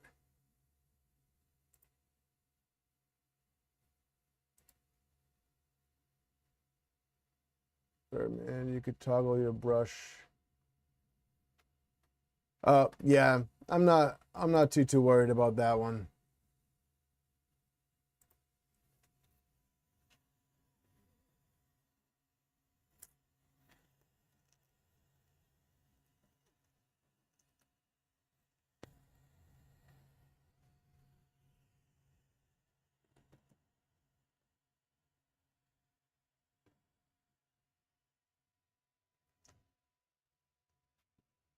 Looks like the Z offset was a little bit high, probably because the nozzle had filament on it when it was doing the Z offset. I mean the Z offset calibration. But let's try it again. Let's try it again. Now that we're going a little bit slower.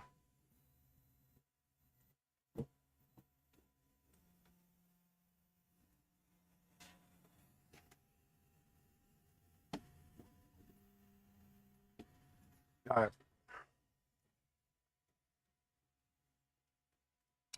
Shouldn't have a heat soak, and I mean we know it prints, so that's good.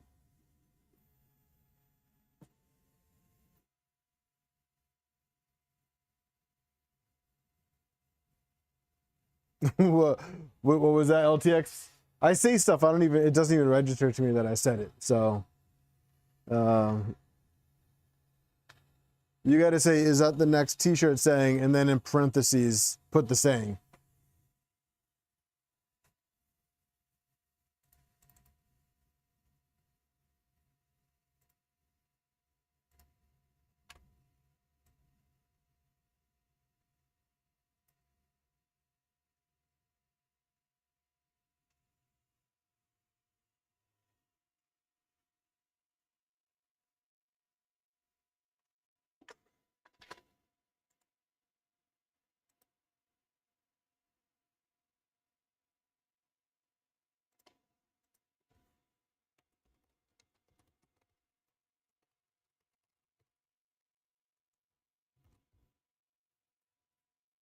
All right, projects. I just sent you the codes.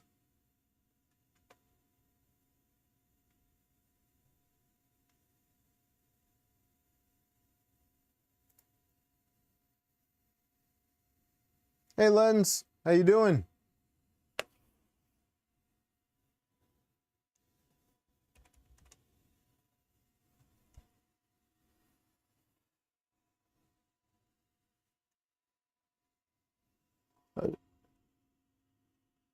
Oh yeah, that's why. Stupid. That would be a good shirt. That would be a good shirt. Oh yeah, that's why. Stupid.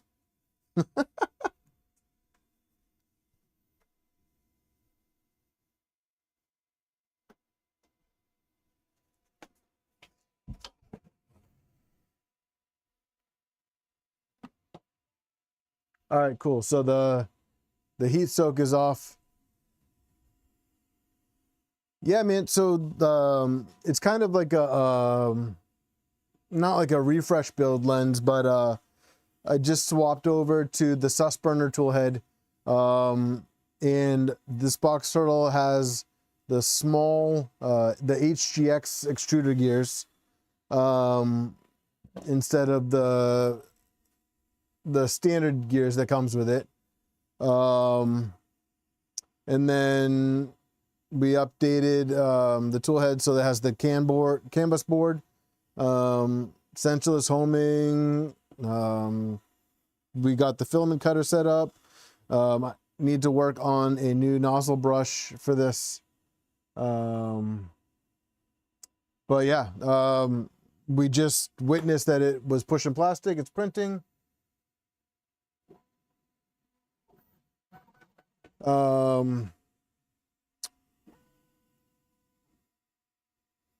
But yeah, that's the fast scanning with the BD sensor. I think I have a couple more in stock. If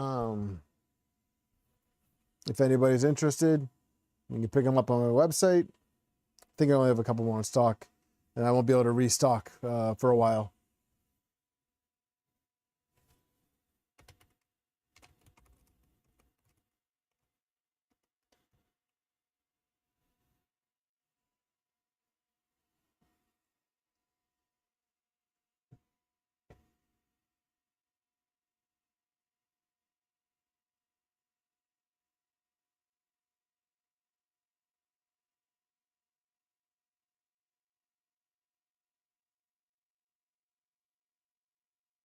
Yeah, so this, I forget when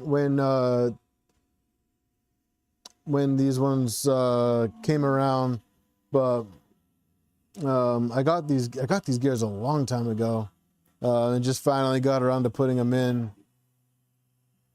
Drop the Z offset a little bit.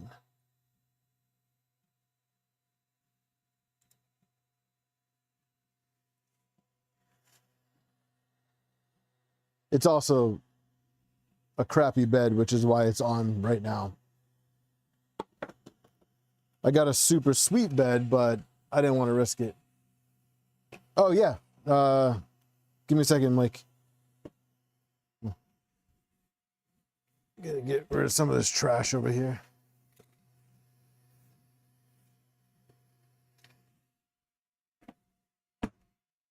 What'd I do with that harness? Oh, here it is.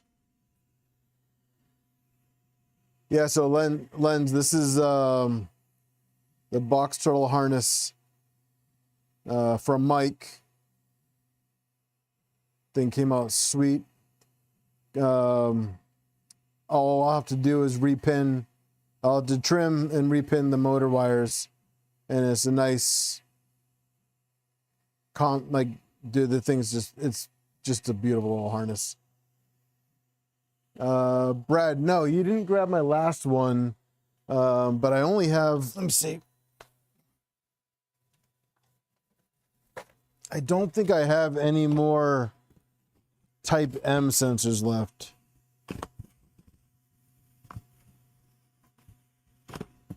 I have 6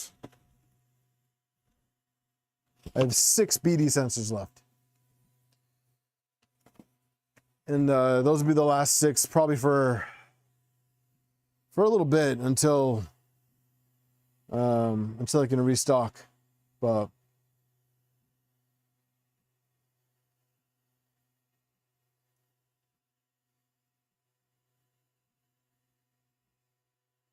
Yeah, that's this one, LTX. This is the jacked up bed.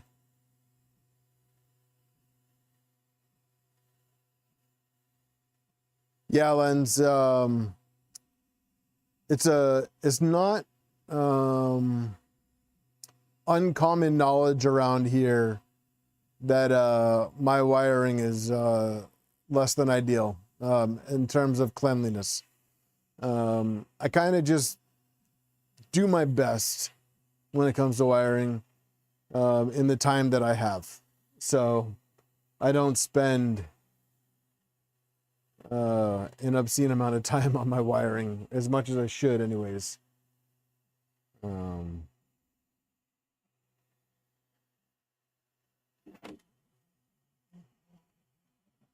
It's still accelerating like a bat out of hell though. I need to maybe I just need to tighten the belts.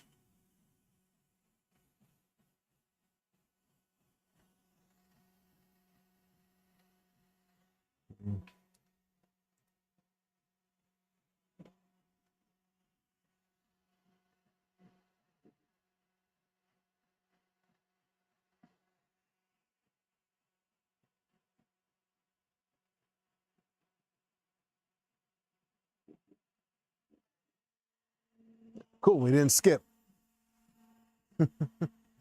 Efficient, yeah. Yeah, efficient is the nice way of saying it.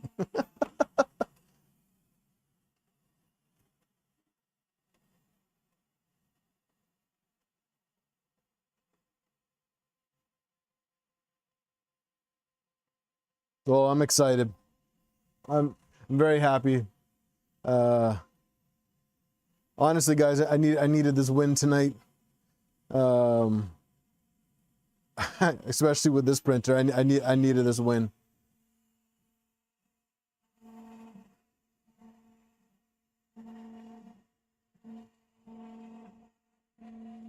Bonaventure bed has a huge gash in it. And that's a big bed too. That sucks. But yeah, no, actually that reminds me. With the Mercury, speaking of big beds, I don't know if you'll ever see this. I just got this West 3D bed. Wanted to try it out, and this is when I was running the eddy sensor, and I was running. Excuse me, I was running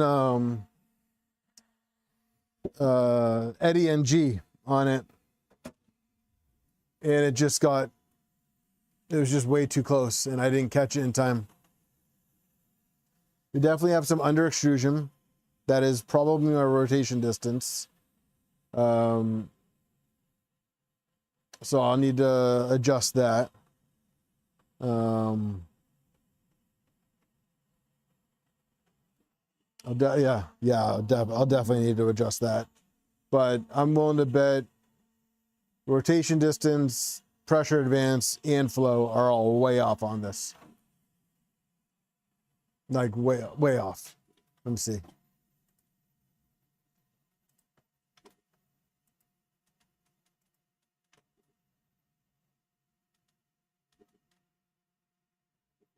Yeah, I mean the flow rates, yeah, it's low. Pressure advance seems like it's fine, but I'm willing to bet my I'm willing to bet my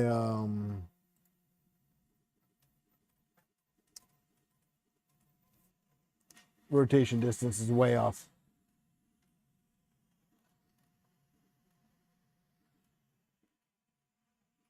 I think it's about to do a filament change too soon. Yep.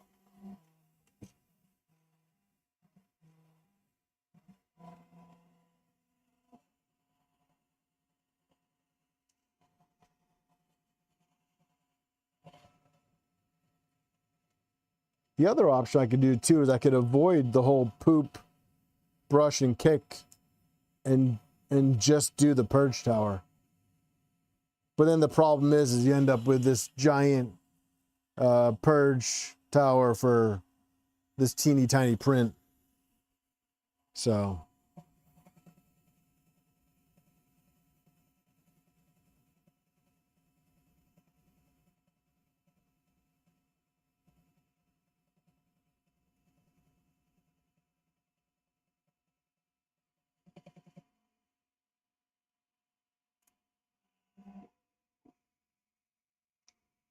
So I already have the serial lens. This is a test print. This is I just want to make sure that everything's working great. The serial, I actually have serial number 26. So I built this box turtle back in, I believe it was November, before the kits came out. This is a beta unit for LDO.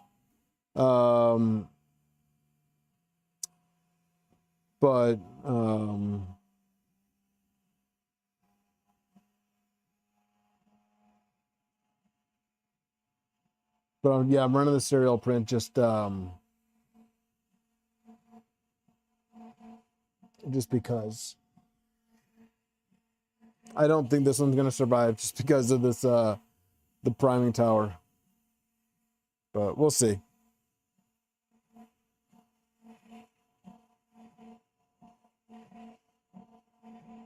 Yeah, Nemesis, I'm definitely gonna need to play around with this prime tower. This thing is massive. What's Blobifier bread?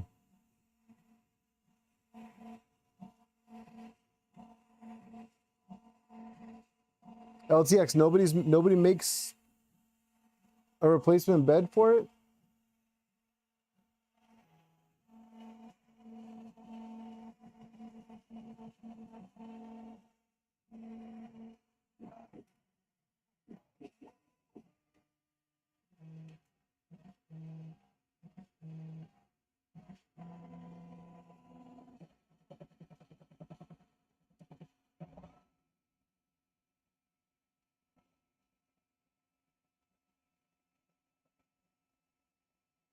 It cracks me up that it was this much purge for just the little T.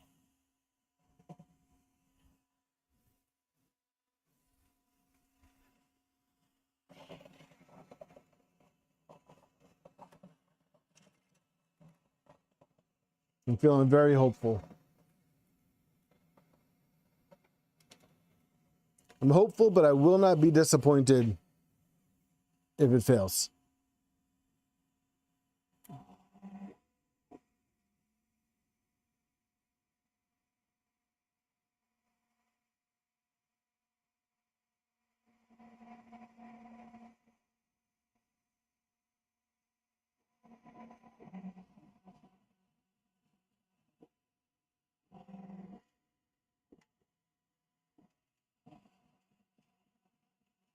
Oh, okay.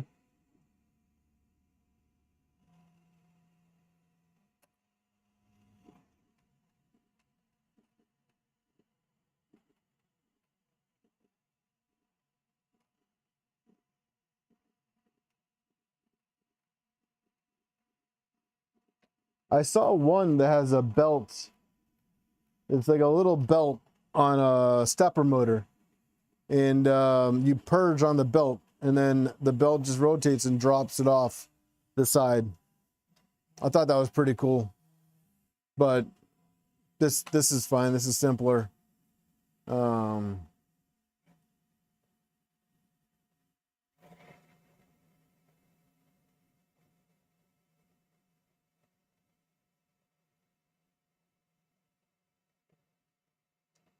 No, I think this definitely has potential to minimize waste. It's just a matter of spending the time on this, on the purge, on your poop and purge settings. Once you get those dialed in, I'm sure you could really minimize the waste. And then you get your multipliers for your color. You know, there are people that are much more knowledgeable in multicolor printing than me. I don't do a lot of multicolor printing. Honestly, most of my multicolor printing is manual color changes because I just do the back panels for the NG. Glad you made it back safely, Mike.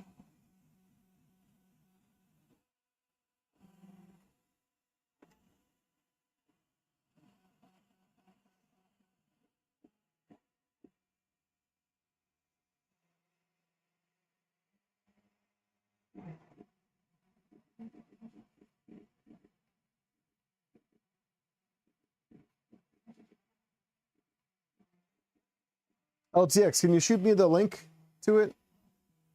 If you can you drop the link in stream chat in Discord? You know, this might be the ugliest turtle, but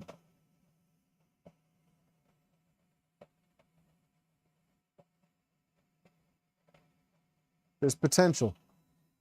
There's potential here.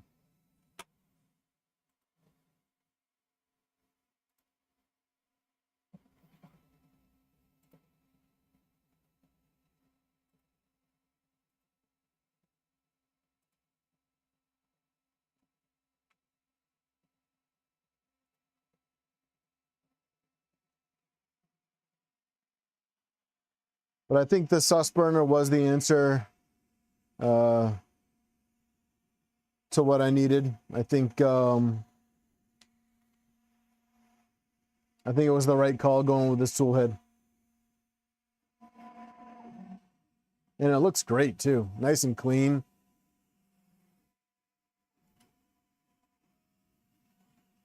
And of course, you know, LEDs.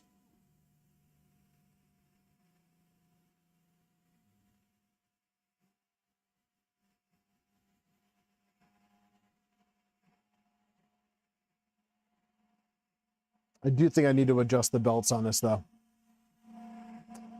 So I'll have to run the full battery of Shake Tune on it.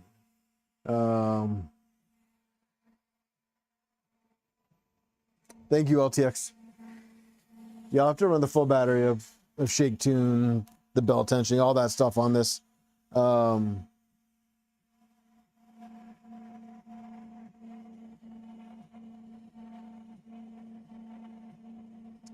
Let's see, because even when I get the stealth changer up and running, I'm gonna need a prime tire to get the tool head up to pressure again. Yep.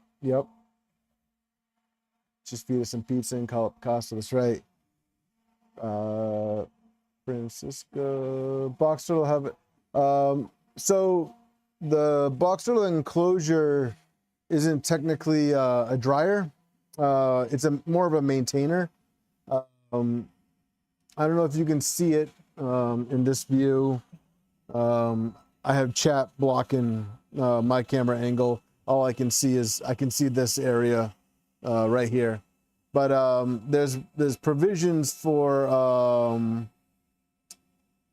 up to 3 poly dryers for the enclosure that will definitely help with keeping the filament dry, but it's unlikely that it's going to actually dry the filament. And I'm using the poly dryers for other printers right now, mostly because this wasn't working at the time, but they'll be going back on this. So sorry, you gotta get a little bit of a tangle on this spool. I wanted to get it before it decided to snag. I saw the link, LTX. Thank you.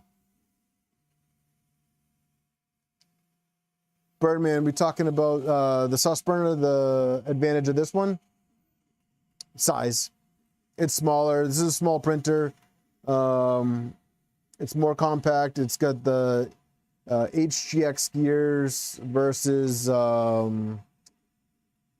Clockwork 2 or G2. And then it worked with my hot end. Actually, it was made to work with my hot end. So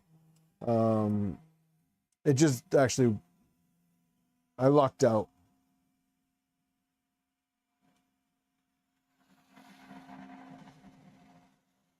I'm not actually convinced that it's printing anymore.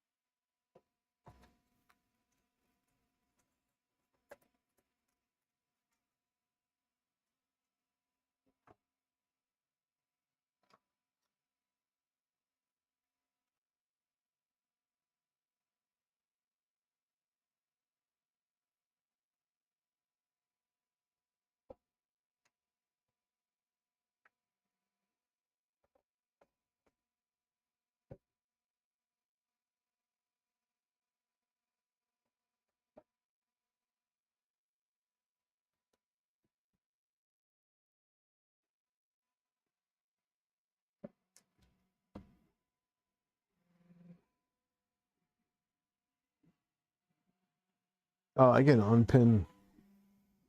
The giveaway's closed.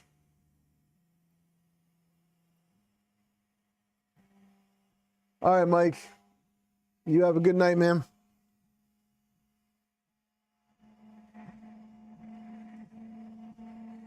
Hey, thanks again for the harnesses, dude. They look fantastic.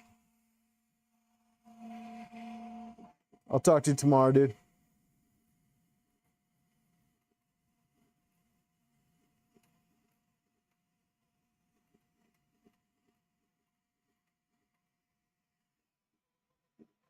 So we still have quite a ways to go on this print. And I think I'm at a pretty happy stopping point for tonight. So I'm going to end the stream here. We made great progress.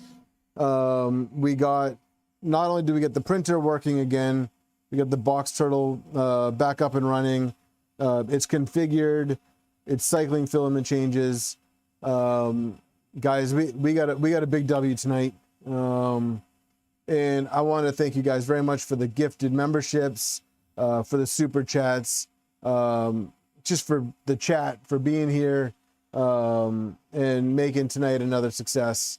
You guys are awesome, and I really do appreciate each and every one of you guys for stopping in, just watching, chatting.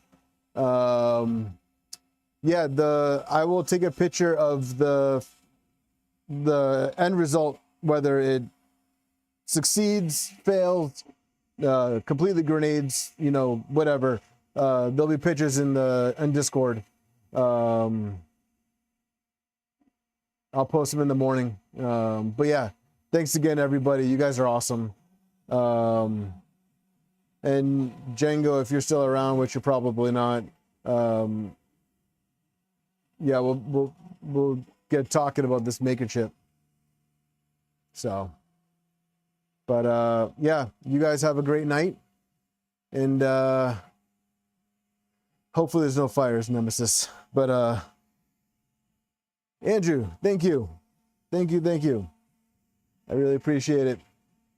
Yeah, you guys are too kind to me. I really appreciate each and every one of you guys. So have a great night, and if I don't see you on Discord, I will see you next stream. I almost said Tuesday, but we'll see you on the next stream. Thanks again, everybody.